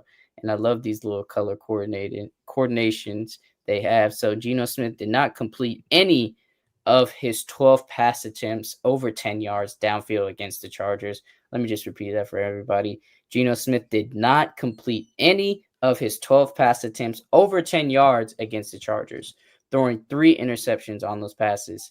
He became the only quarterback since 2016 to attempt at least 10 downfield passes in a game without a completion. Ooh, that's a rough stat to read, James. And man, I can't imagine that not completing any passes over 10 yards in an NFL game. Now, I know that must have sucked for Geno, but man, sucks to see. When you really look at it, right? Look at those. This is why I always tell people, kids get so caught. This is why the NFL stinks. The quarterback play is starting to stink, right? They've condensed the game down to 90-second intervals, right? Everybody wants to go deep. They see the big play, they see the big catches without realizing that most of the passes are thrown at 5 yards. Now they may you make a big play, but everything isn't deep. Like all you do your whole life is just look down the field, you're gonna get your ass laid out, especially when you're going up against 6'4", 275 or 6'4", 300-pound defensive linemen that run 4.5. Like, that is difficult to consistently stop. I mean, don't know what else to tell people, but these are the facts.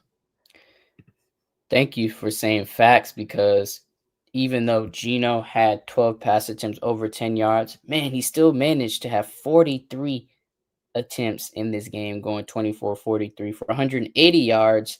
But if you include the sack yardage, it was 150, 0 touchdowns, 3 interceptions, had a QBR of 19 and a rating of 37. While Herbert, on the other hand, was dotting them up, QBR 75.8 with a rating of 122.8. He went 19 of 27 for 242 yards, an average of 9 yards per completion, and he had 2 touchdowns in the air. Brother, that is No nuts.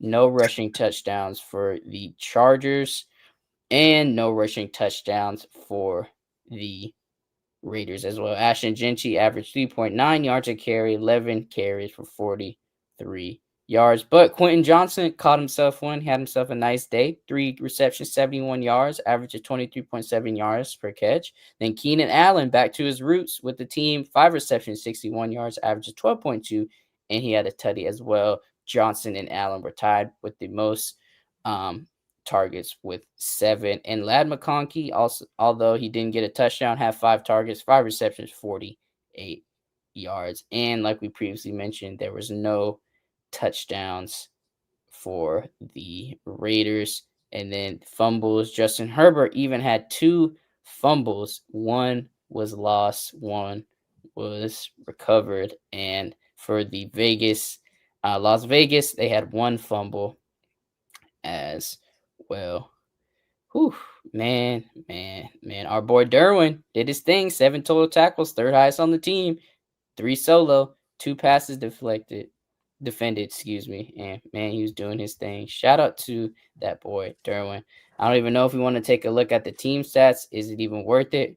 Whew, look at that 3rd down number, man. 4 of 11 and compared to 9 and 18. I don't know how the Chargers pulled that off with that 3rd down efficiency right there. Total yards, they were off by 99, and passing 236 compared to 150. They both had less than 100 rushing yards, James. So they did not do this on the ground.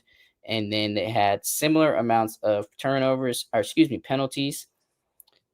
And the Raiders had more turnovers. And they only had a 3-minute difference in top. So this game was beat in the air, James, what it's looking like.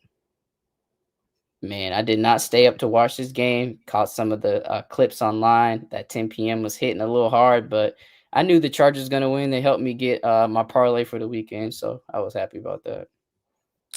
That's the big thing. Hitting those. That's what it's all about. Hitting your parlays. Who won our let me see who won our group. I didn't even check it out. I don't think I won. Where is the pigskin pick'em? In media group. C. Tompkins. Nope. It was we can split it. 850 Tompkins and a 3-way split. No, why does it say? Oh no, yeah, that was for overall points. So we had Tompkins and Allen are the 2 winners of the pigskin pick'em. So we got we'll split it. I said 25 and 25. If it was a 3-way tie, we would just roll it over. My guy Fatal Jedi, shout out to my all-in member. We had a 1, 2, 3, 4, 5, 6. We had a 6-way tie for 2nd place. Well, technically it was 3rd place. And then a 1, 2, 3, 4, 4-way tie for 3rd place, which is technically 9th. So, but yeah, those guys, make sure you get a hold of me. And we'll get you we'll get you guys taken care of. There's been a lot of speculation, James, about the quarterback situation in Cincinnati. And one trade involves our boy, NIL himself, Mr. Jameis Winston. So they have this hypothetical trade courtesy of DraftKings. So the Bengals will receive Jameis Winston, and the Giants will receive a 2026 3rd-round pick. If you were the Bengals, James, if you were the Giants, would you make this trade happens so Jameis can get out there and dime up Jamar Chase and T. Higgins. I think it'll be great. I think it'll be a great move for Jameis. Yeah.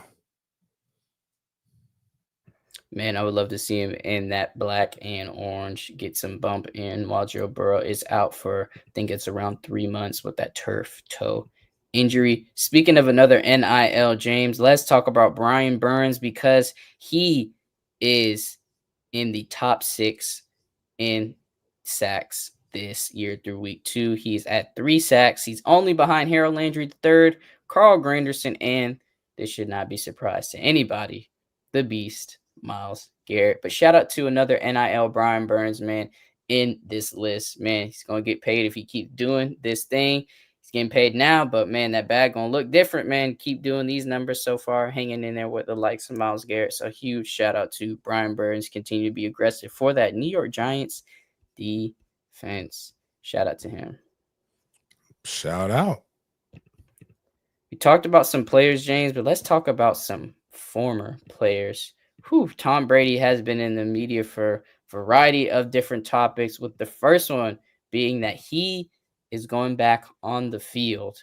Yes, he is going back on the football field, but it's probably not going to be what you guys are expecting. So he signed a deal with Rayada by bringing the first ever Fanatics Flag Football Classic. This is going to be the game, and Fanatics is a presenting sponsor for the flag football tournament in the next Olympics 2028 sports umbrella.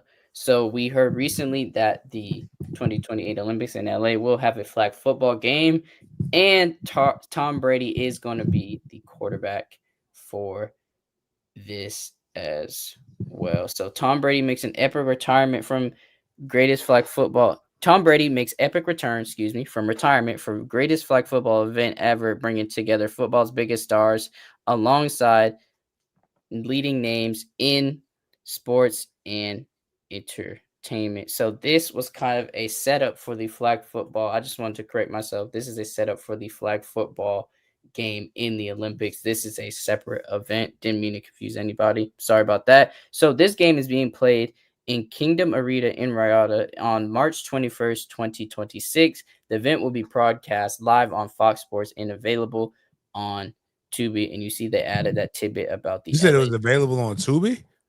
Yes, it's going to be available on Tubi. Dude, we got some stuff now. Hey man, I heard it's getting lit now. Yeah.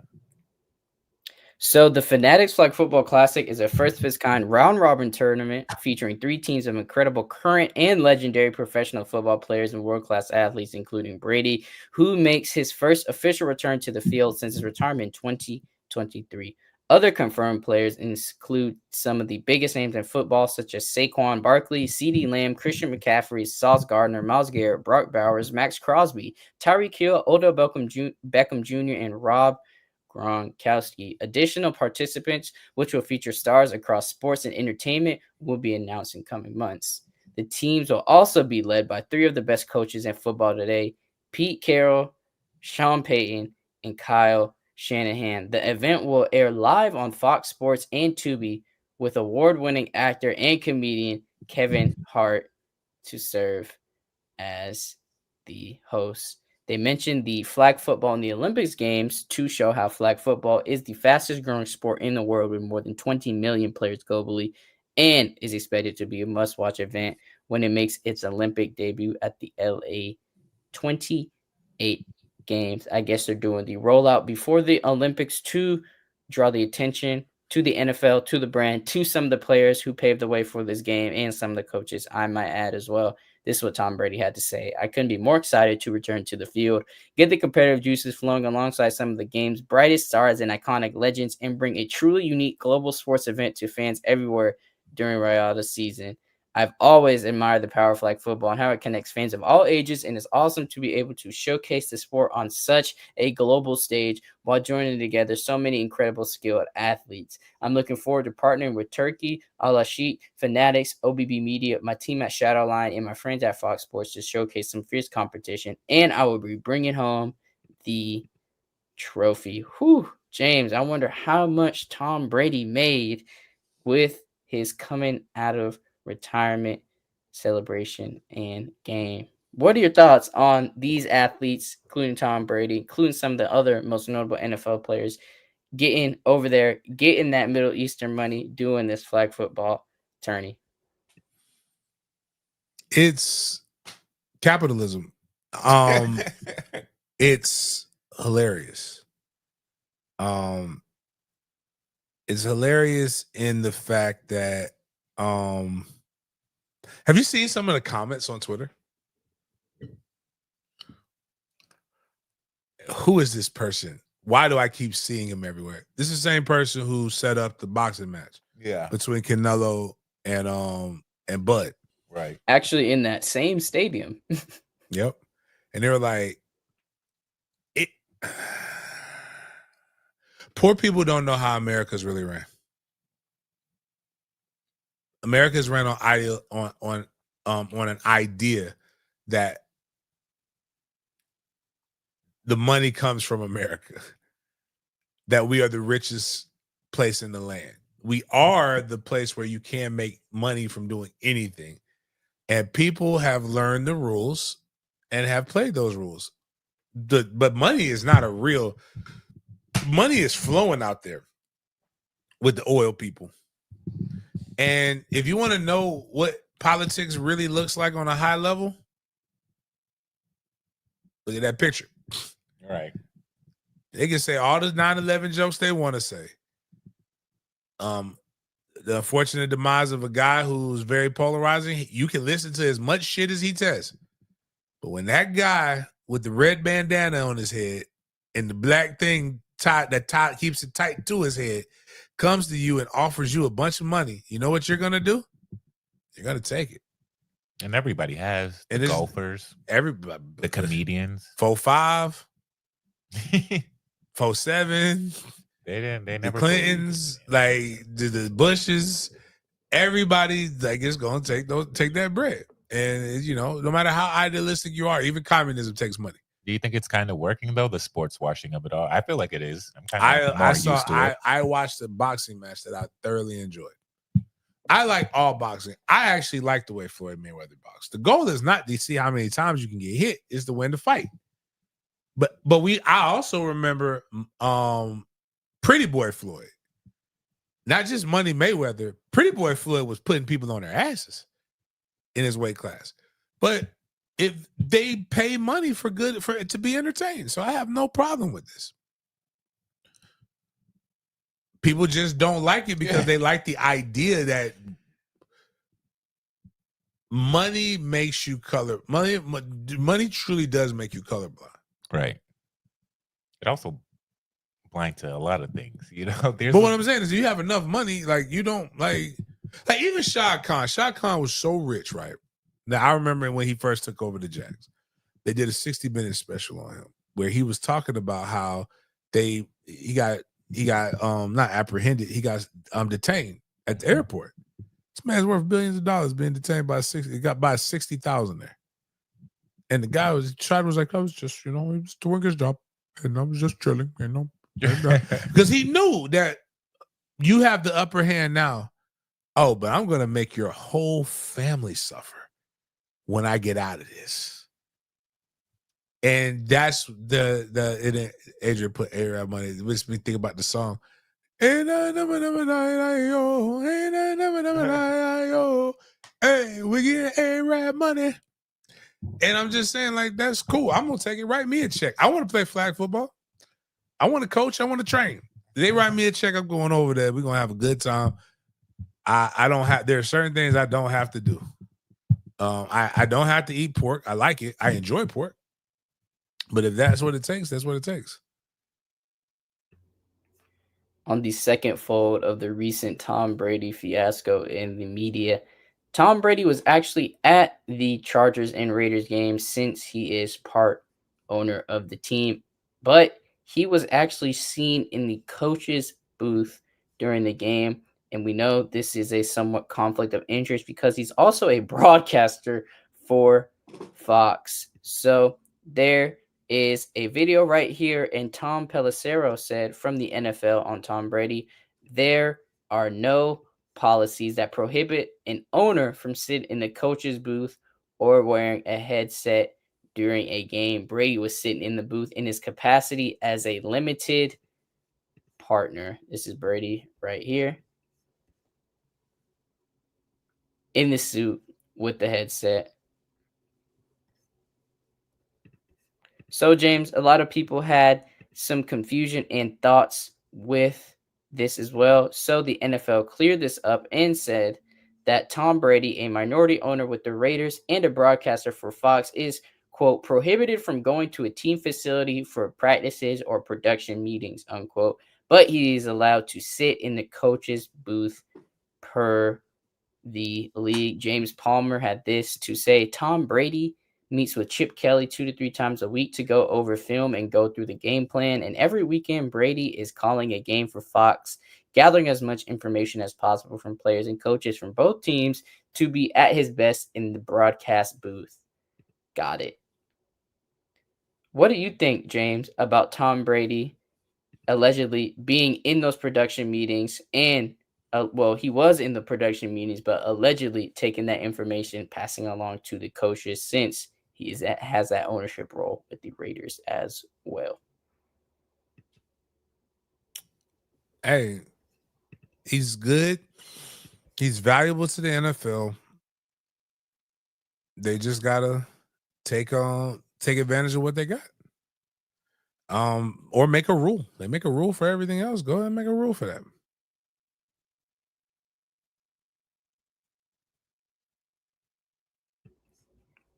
The NFL wasted no time releasing a statement trying not to spur any more confusion regarding Tom Brady and being in the production meetings. The production meetings were for his Fox broadcast role. With those meetings, they usually entail specific players to look out for if they're going to do good. Some might be bad, some might have an injury. So he is getting some insight when he goes to these meetings. And that's why people say it's dangerous, because if he's going to the production meetings and you see him in the booth, who wouldn't be the one to say that he's holding back that information he got in the meeting? So definitely interesting. And NFL had to put a quick statement out there, courtesy of Adam Schefter. So nice going through that. And we're going to look at a quarterback, James. We're going from present to past, back to the present. And that is your boy, one of your favorites, actually, Caleb Williams in Chicago. Just a little joke. So he told his punter in April 2024, "You're not going to punt too much here." And Torrey Taylor, the punter, has punted 92 times, the most in the NFL. So it looks like Caleb Williams is calling big cap, man. It's not looking like how he initially planned it. Thought this was hilarious. Wanted to post this with our QB conversation. That's a lot of times. That is a lot of times. A lot of confidence by finger paint, but you gotta shut the fuck up and just play the game. Yeah, and while we got people here, anybody new to join, anybody listening to the Twitter, make sure you get over to the YouTube, type in MFTK if you want to be able to win tickets to the FSU Kent State game. We're giving away a pair of tickets to the FSU Kent State game.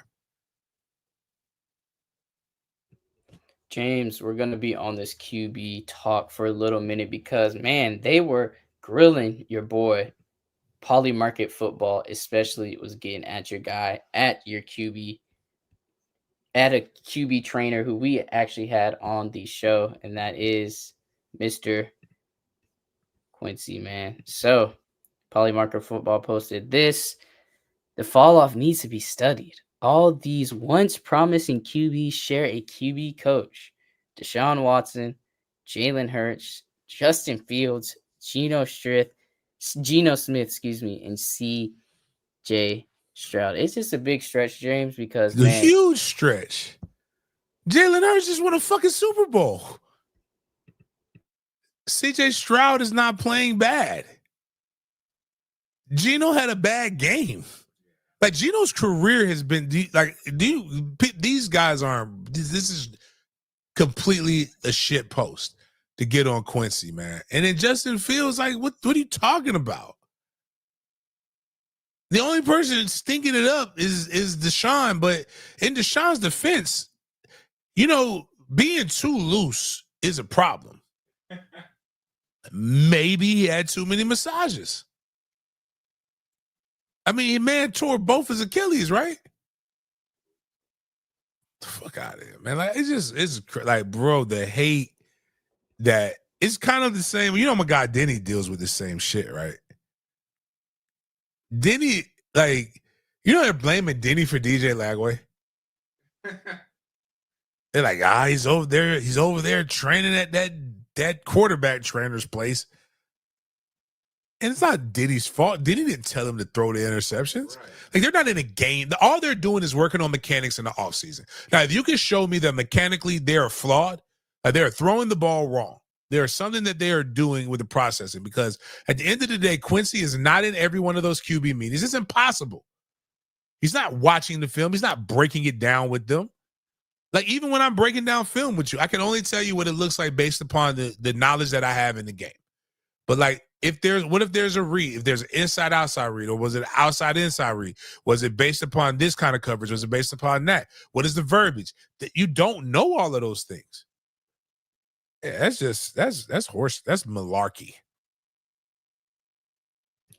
Just want to update you guys. According to the NFL, Jets head coach Aaron Glenn rules out QB Justin Fields in Week 3 versus the Bucks.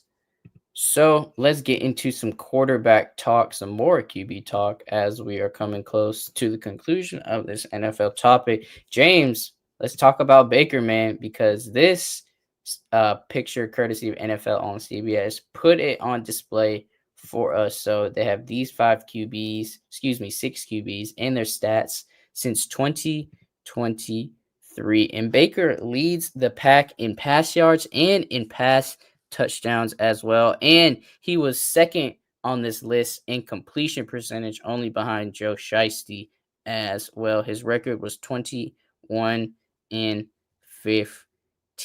He's had 8,926 passing yards, 74 touchdowns, 67.4 completion percentage, 100.6 rating, and a record, like I previously mentioned, of 21-15. James, do you think Baker solidifies himself as a top, let's say, 7 quarterback in the NFL as of right now? I think that's safe. That's a safe bet. That's extremely. I go with that, but I don't think he's better than any of those other guys. How long has Baker been in the league longer than those guys? Or those guys been in the league longer than him?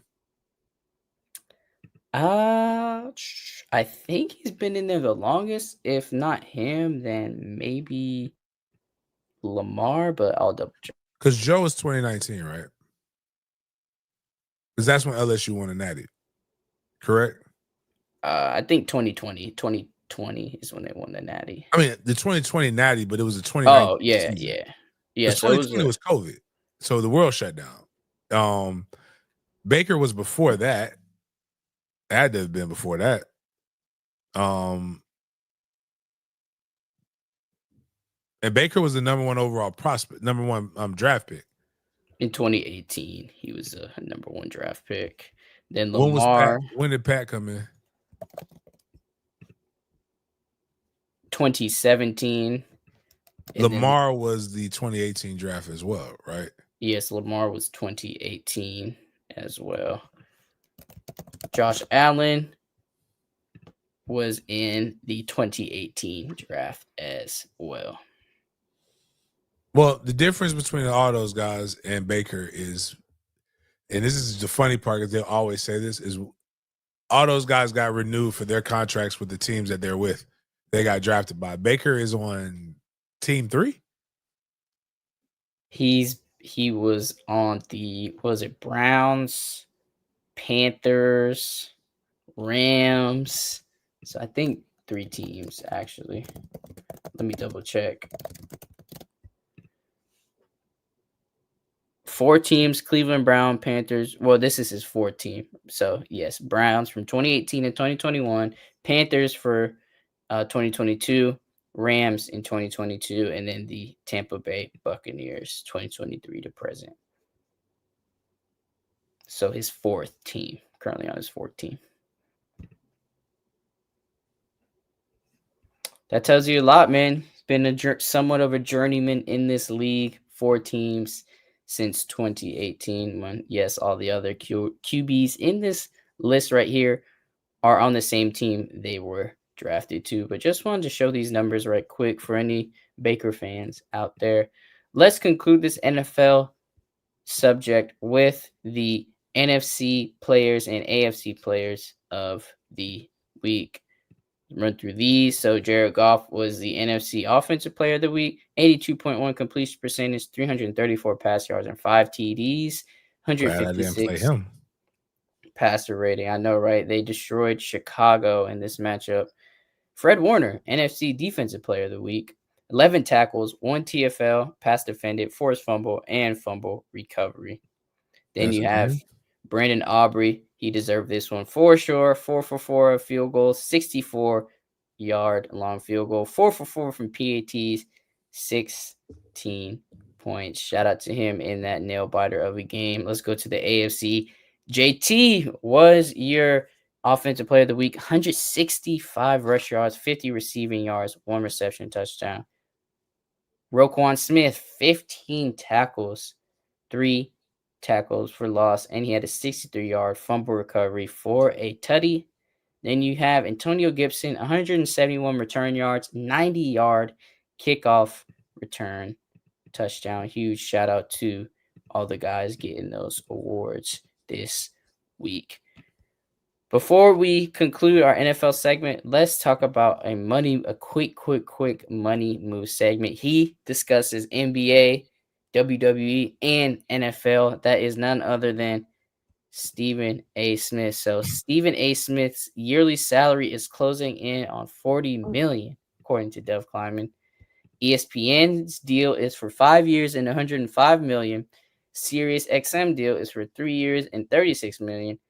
And assuming these numbers combined with the revenue from his YouTube channel and podcast, this brings him close to $40 million annually.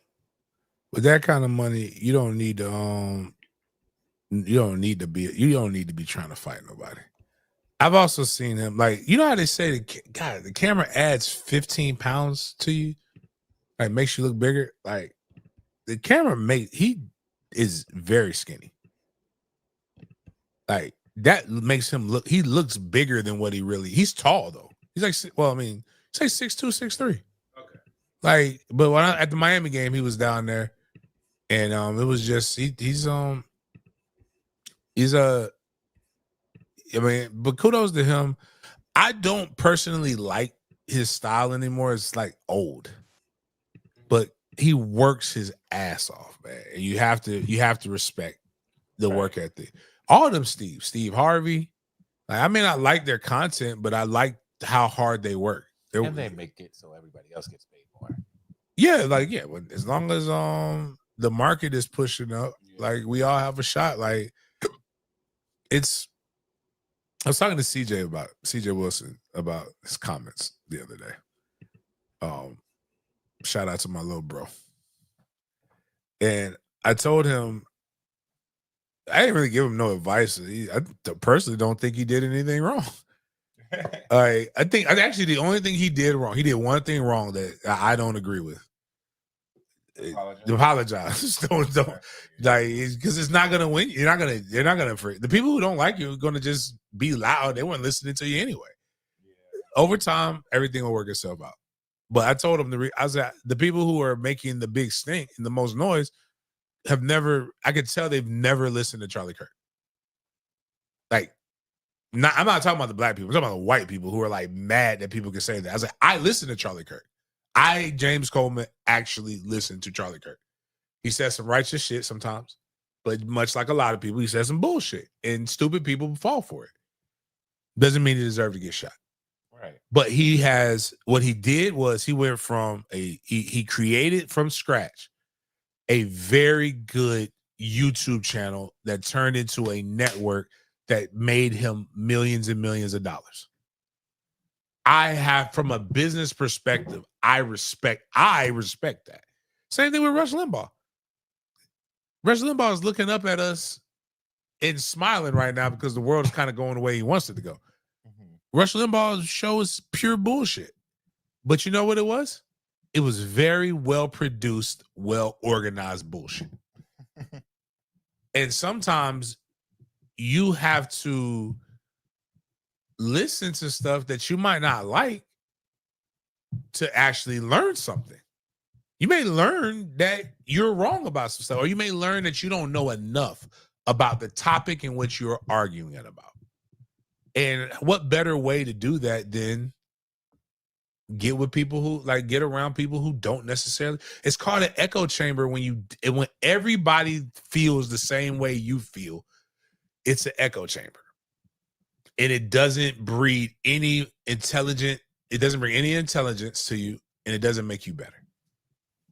That's why I feel the way I feel about it. We are now at our big Games BS section for today. We're going to start off with our normal BS or bussin' food segment. So James got a video for you right here of a barbecue brisket melt to see whether you give this food item BS or bussin'.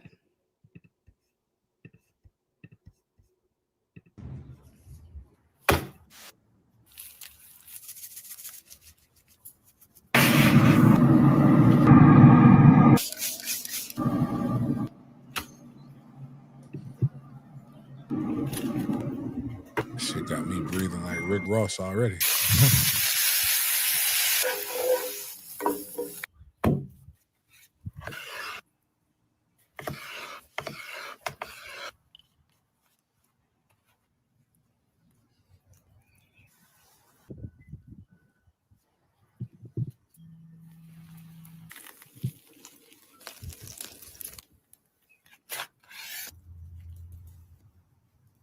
Damn.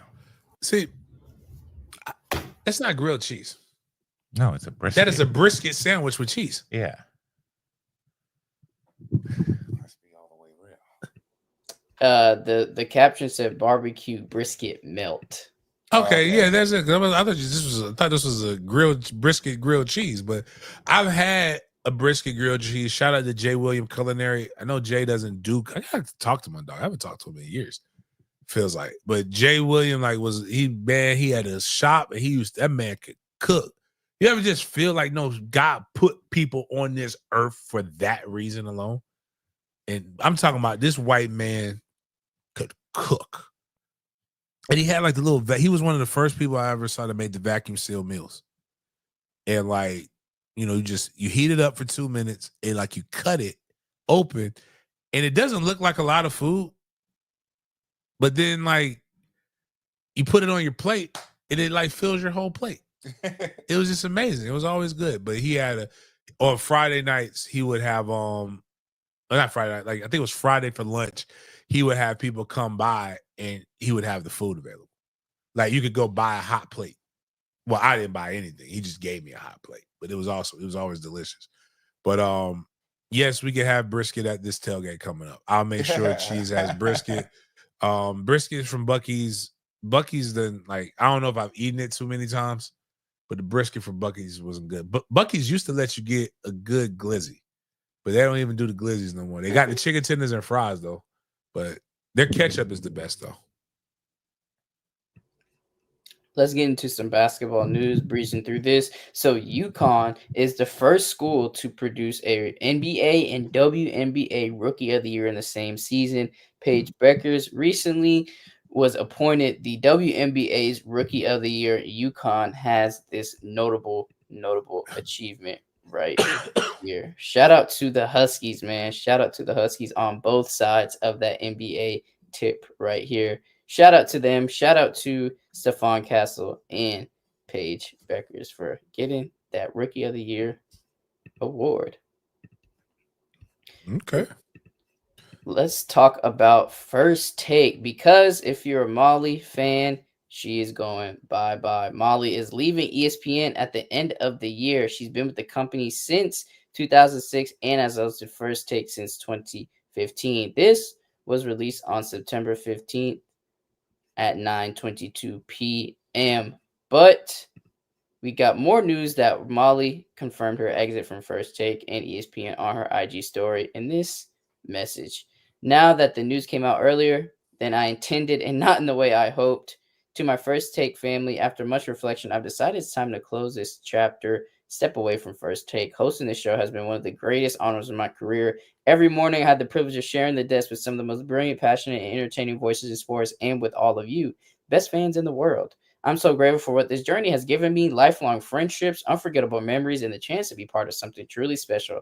From the bottom of my heart, thank you for welcoming me into your home. Stay tuned. With love and gratitude, Molly. Just want to reiterate, she's been with the company since 2006 and has hosted First Take since 2015, nearing 10 years. She's Man.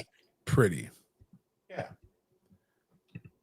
Did you see what your boy posted? The nut ass freak bull. Deshaun Watson? No. Another nut ass Jason, freak bull. Jason Whitlock. I did not want to share that with the fans, but yeah, What'd he he did. say? Yeah. He did first ballot Hall of Fame for fine women anchors. He's so ugly, bro. How is You know, it's four of his top, the first top four. You know, they weren't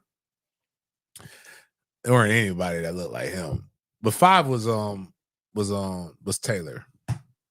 What? That's what I'm saying. His list is crazy. Like, some of the people that he put up there, she got to be up there. He got Aaron Drews. He's got Molly Crum. He's got Molly's top. Some other people, but I'm like, brother, like that.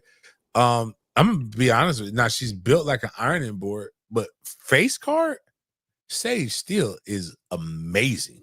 Like, yeah, she's very pretty. Like in real life, like you see, like I saw her in all of my preconceived notions of her, like not liking her because she was trying to get in a Rick Ross shoe thing, and I'm like, this isn't for you. Like you hate black people. I know you're black, but when I look at it, but then you look at her and it's just like, it's like, was it Men in Black? They had the little thing. Like that's what happens when you see Sage. Now I always thought she was beautiful, but she does look like a not a safety pin. What do you call that? You know, like the little pins that you like still like put your bonnet on. See, that's how she's built. Pin? Like it's just like it's a bobby. Yeah, it's a head, and then it's just a stick, and that's how she looked. Like if a strong wind got her, like hit her behind, like she's gonna run forward very fast because the head she got to catch up to the head because there ain't no body behind it. Ain't no body with the head. I'll take it. But skinny girls need love too. Yeah, man. But it's like, yeah. I mean, face card undefeated. Yeah. Taylor is bad. Taylor bad. That's a bad woman right there. Yeah. She's skinny too, but not skinny Molly's skinny like her. I don't even know how old she like doesn't age. You know what? Now that I think about it, now when you say she's been working since 2006. Yeah, for real. Like what the how old is she? She's a vampire. Like that gives her she's 41. Okay. Oh, yeah. Still in my age group. All right. Good for you, ma'am. That peanut butter brown skin. That guy is just crazy. Like, nobody likes you. You're going to come out with this. Busty hips. All right, man. This is our time to move on to some actual peanut butter brown skin, James. We got some news coming from Adam Schefter, out of all people, because Cardi B announced she is pregnant with Stephon Diggs' baby in an interview on CBS on Wednesday with Gayle King. He ain't wasting no time, James. He ain't wasting no time, man. Let me heal you and put a baby in you. You know, I'm a Cardi B fan of her music. I love her lifestyle. I love her album comes out on Friday too. Might add. I love her. I love her energy. I need us to stop making excuses, like excuses for piss poor behavior, or piss poor choices. Piss poor choices, behavior. Women, in some illogical fallacy, believe that the best way to get back at a man is to have sex with another man. And if that's your thought process, great. I always like to joke with people, you cannot out-whore me. But I want you to think about the logic behind that. So the best way to get back at somebody from hurting you, right, is to let a dude who sleeps with both men and women is openly allegedly open. Well, he's being sued by the dude. I mean, like he ain't like. I mean, come on, like what are we doing? Like, we gotta say these things. Like but well, we know he's historically voted by all of his teammates as the guy that you would not let date any of your family members. The whole team says that, and you like, and he said, "Let me heal you." Yeah, that's crazy. The guy that we have history, we have a whole facts report on him, and they both were cheating on it. But mind you, you. So forget the cheating part, because cheating fine, but cheating happens. Cheating's biblical, regardless of what you want to believe.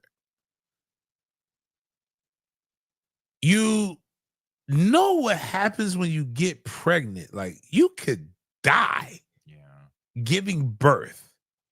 So I just want help me understand this. You're getting back at me by proving to the world you're a whore?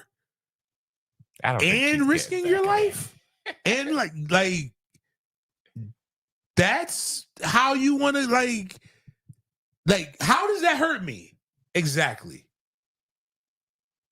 Like how exactly do I feel? Is it the emotional turmoil? Well, you already left me. I think she's just moving on. This is her way. Other women try to say it's getting pregnant. Is the way you move on? Yeah, that's crazy irresponsible. Super fast and with the whore of the you football just team. Had a baby. And mind you, ladies, the way that men think when they're in their whore face. Cool. 7 days is going to leave you when it's all said and done, when he's done having fun. That's the worry part. And that's what I really don't think. It's not the hurt. It's what ends up hurting somebody in the long term. Because if you actually had somebody that you share love with, right? It's not so much that they cheated on you. It's not so much that they left you. It's just that somebody else valued what you wanted to wife as a whore. Like to quote the great M. Bison, when M. Bison came to your neighborhood and wiped out your entire village, that was the most important day of your life. But for me, it was a Tuesday. And that's basically what, like, nobody wants to believe. Yeah, Street Fighter. Wow. Have you ever seen the movie? No, I have. I'm just surprised you pulled out the Oh, yeah, I love this. It's one of the coldest lines in the history of cinema. But I'm just saying, like, if cheating makes you want to harm yourself, you're not ready for a relationship. Yeah, and you should heal yourself. It shouldn't. A man coming out, let me heal you, is like that is maximum toxicity. Yeah, that's awful. Like, wow, like, you know, that's that is good.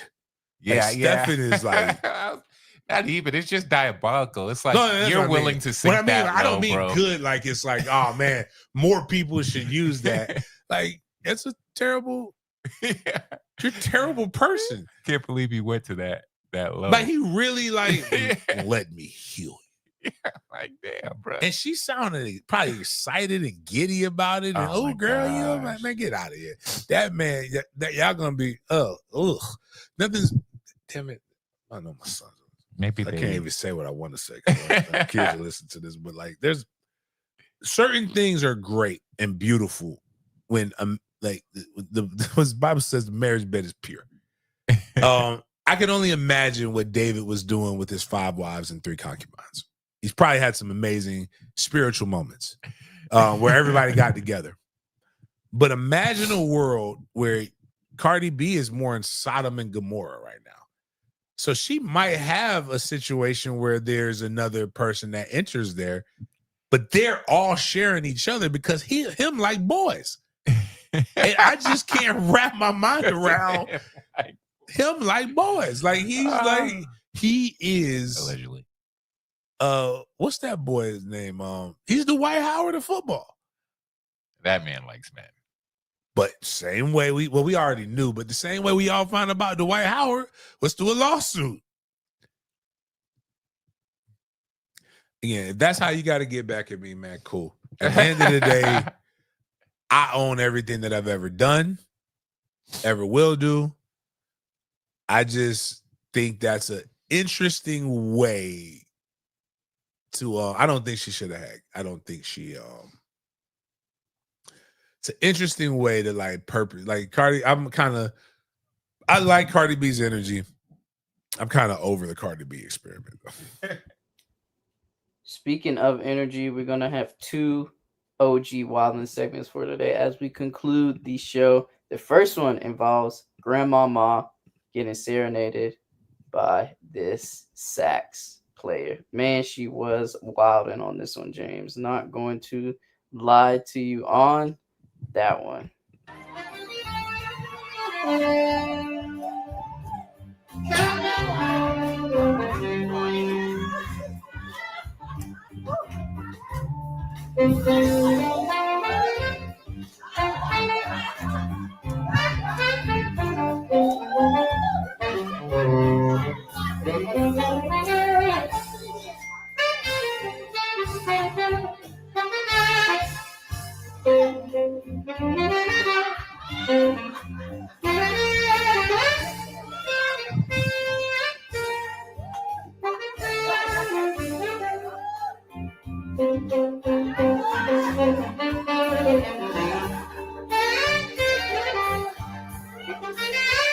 Yeah, grandma was outside. You know, I can't say women are when old women like to say these girls are easy when they was getting broke down with 5-part harmony. Like you look at like all the movies, like think about the 5 heartbeats. Like there's just 2 dudes serenading you, and you ready to leave your man because these 2 men. Or strong, like I mean, he playing that. He playing it now. He is playing it now. I remember it takes me back to what my saxophone, my band teacher told me about saxophone.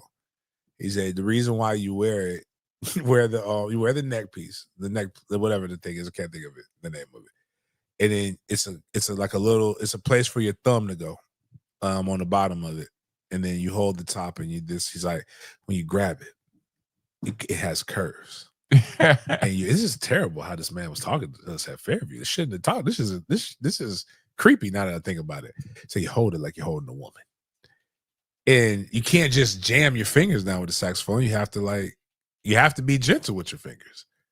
Now that I think about it, and certain strengths or how hard you hold it determines how strong the note is. So again, told you I was really a band geek, dog. But I was really Kenny G out this bitch. I was good. Sounded like that teacher trying to do something to you, James. You okay? No, I was a male teacher. I hope not. Oh, I assume so. Yeah, I assumed it was a guy for sure. So we actually have our last video of the day. This OG Wildin' segment goes to Adrian Broner. He was recently on the It Is What It Is show and was seen hitting on the hostess, Stat Baby, aka I think her name's Treasure. And he was asked multiple times to stop, and Cameron had to stand on business. This is the Can Man for anybody who have seen him before, may not remember it. This is the legendary Can Man. Thank you. I appreciate that. Hey, what you waste that? I love you. God, I'm sorry. My bad, y'all. My bad. Arabia, is that a real background? Hey, Stat, could you stop Yes. Can you stop smiling? You Arabia is Yo, bro, some G, yo, bro, some G shit. We gotta have boyfriend here, yo. Oh, shit. I told you that. My bad. Nah, like it's all like Okay, we can move on to football then. Stat. Oh my God. Yo, stat. Let's do the football. I guess that answered the question about Floyd. When I see you taking off some time, I'm mesmerized by stat. Bro. I did not know you looked that good in person. My bad, bro. You're amazing. All right, hey, we gonna have to actually go, my nigga. I have to actually go, man. I'm gonna pay you for your time, for being here. I appreciate you. I love you, my nigga. I'm not doing it again. Yeah, no. I can't. I asked you the first time. I don't have no problems with you. But I'm gonna pay you for your time. But you can't violate, bro. I told you that. I'm not, though. I'm not. Nah, I told you niggas boyfriend in here. You know when my brother. My bad, bro. Nah. But I appreciate your time. It's me. Well, if you want to wait for us outside, you could, but I'm not gonna sit in and not value your time neither.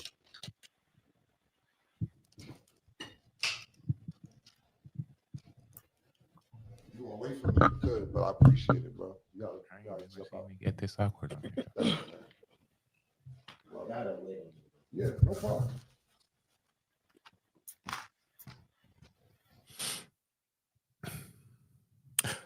Honorable. Right. Honorable by Cam. I have some really good female friends that are in this industry. Make sure we get that young man, that person right who just commented on the MFTK. Make sure y'all type MFTK if you want tickets to the game. We're going to do a drawing here in a little bit. But I have a young lady, Chanel, who does some stuff with me, especially when they're younger and they're around people who they feel are more established. They sometimes do feel uncomfortable when you do these different things. So somebody does have to stand up and be the big brother or be the father figure or do all of these different things. And you have to. That's why I also have very, very pointed conversations when I talk to women when they come into this industry. I say you got to be strong with your nose and you got to be within yourself. You cannot you can't hoe. Unfortunately, you can't be Cardi B in this industry because it'll get out and then it will ruin what you're trying to do. And unfortunately, there are different rules for men than there are for women. And you can either participate in them or you can be overcome by them, or you can just be so good that it doesn't even matter. But just know men talk more than women sometimes. And what Adrian was doing, especially with him being a boxer, right? Like, and the boyfriend was there. Now, that's probably shouldn't have happened. But I do believe they fly in and out. So I think they record in Vegas. And so they probably have to do so many shows or they work so many days and then they cycle off. But like, you know, I wouldn't have had my significant other there. But even then you still have to respect the fact that her job is to host and not be hit on. Right. That being said, I think it's because she's young. Arabia probably would have got proposed to if Adrian would have saw her, because Arabia is a pretty tall woman. But shout out to her. She beat cancer, I believe. So I just hate to see thirsty dudes like that too. It's like, bruh. Yeah. You can keep it to yourself. Like, right. Jay, you know, that reminded me of Jada. Where you were there when we did. Yeah, you recorded it, right? Pylon. When we did the Pylon interview. Yeah, I was right there eating my church's chicken. Yeah, just like those dudes with the other podcast that was with Arabia. Like, I'm like, dude, bro, you're making it weird. Oh, yes, right. She's pretty, she's gorgeous, dog. But yo, you don't have to be drooling over here. Right. How could you? Oh, I can't believe you did that interview. How could you do that interview when she was so hot? Like, bro, get the fuck out of my face. God, get the fuck out of my face, man. Makes me sick. You make it hard for I can't look at them the same. Get the girl. I really can't look at them the same way anymore. Like, I know we're going to see each other again at the Super Bowl, and I can no longer look at them with a straight face. Never in my life. But yeah, that's wild. But shout out to him. We have our drawing for the Kent State game. Get a chance to get some tickets to the game. Got these people in the wheel right now. So gonna have one last chance. Let's give it to the 30-second mark to put in MFTK in the chat.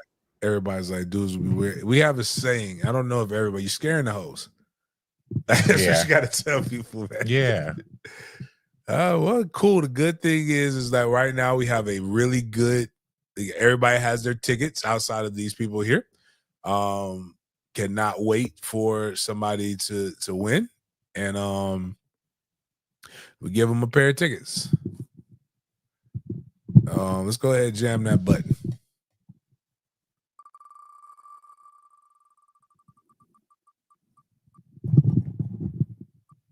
That's wild.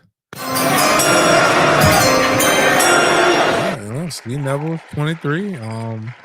Inbox your boy on the Den Media Group or on whatever, or Big Game James _36 the socials, so that we can get your information, so we can send you those pair of tickets. Hopefully you use those.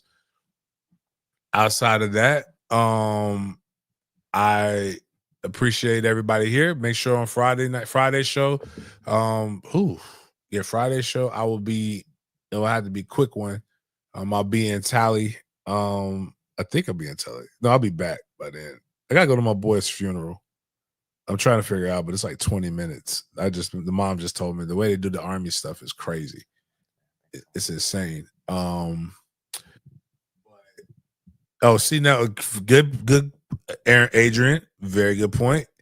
You have to be here. C Neville's, C Neville's 23. Let's get a countdown. We'll give them, because I know it's a little delay. So we'll give them, where are we at right now on the show? We are at 2 hours, 31 minutes. All right, so you got it to this thing, goes 2:32:30. So while we're wrapping this up, so if you're not in here, we're going to spin that bad boy one more time. But yeah, make sure you guys like and subscribe. Hit us up on the YouTube. We get paid more for the YouTube. Friday night we'll have a show. Friday night we have the streaming broadcast of Mandarin versus IMG Academy. We have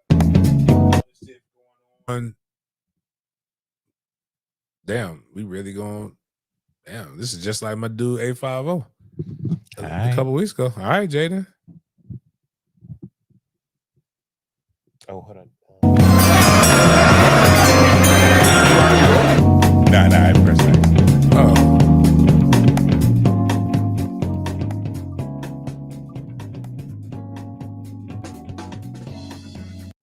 Damn. You got the tickets, brother. I see you're here, but acknowledge that you won, please. Yeah, he said hell yeah. No, that was before we landed on that. He was saying hell yeah, spin that wheel. But you have to acknowledge that. Okay, there we go. Now we acknowledge that he won. Now we can leave. Hit me up on hit the DMs up so that we can make sure we get you your proper things. Charles Walker, I appreciate you hitting me up about the MFTK hat. I will make sure I try to get that. Y'all, if you've watched this show enough, I'm allergic to post office for some reason. Forgive me. It's not, I don't mean it. I just don't like going to the post office for some reason. Outside of that, I appreciate you guys for all chopping it up with me, and we will see you guys next time.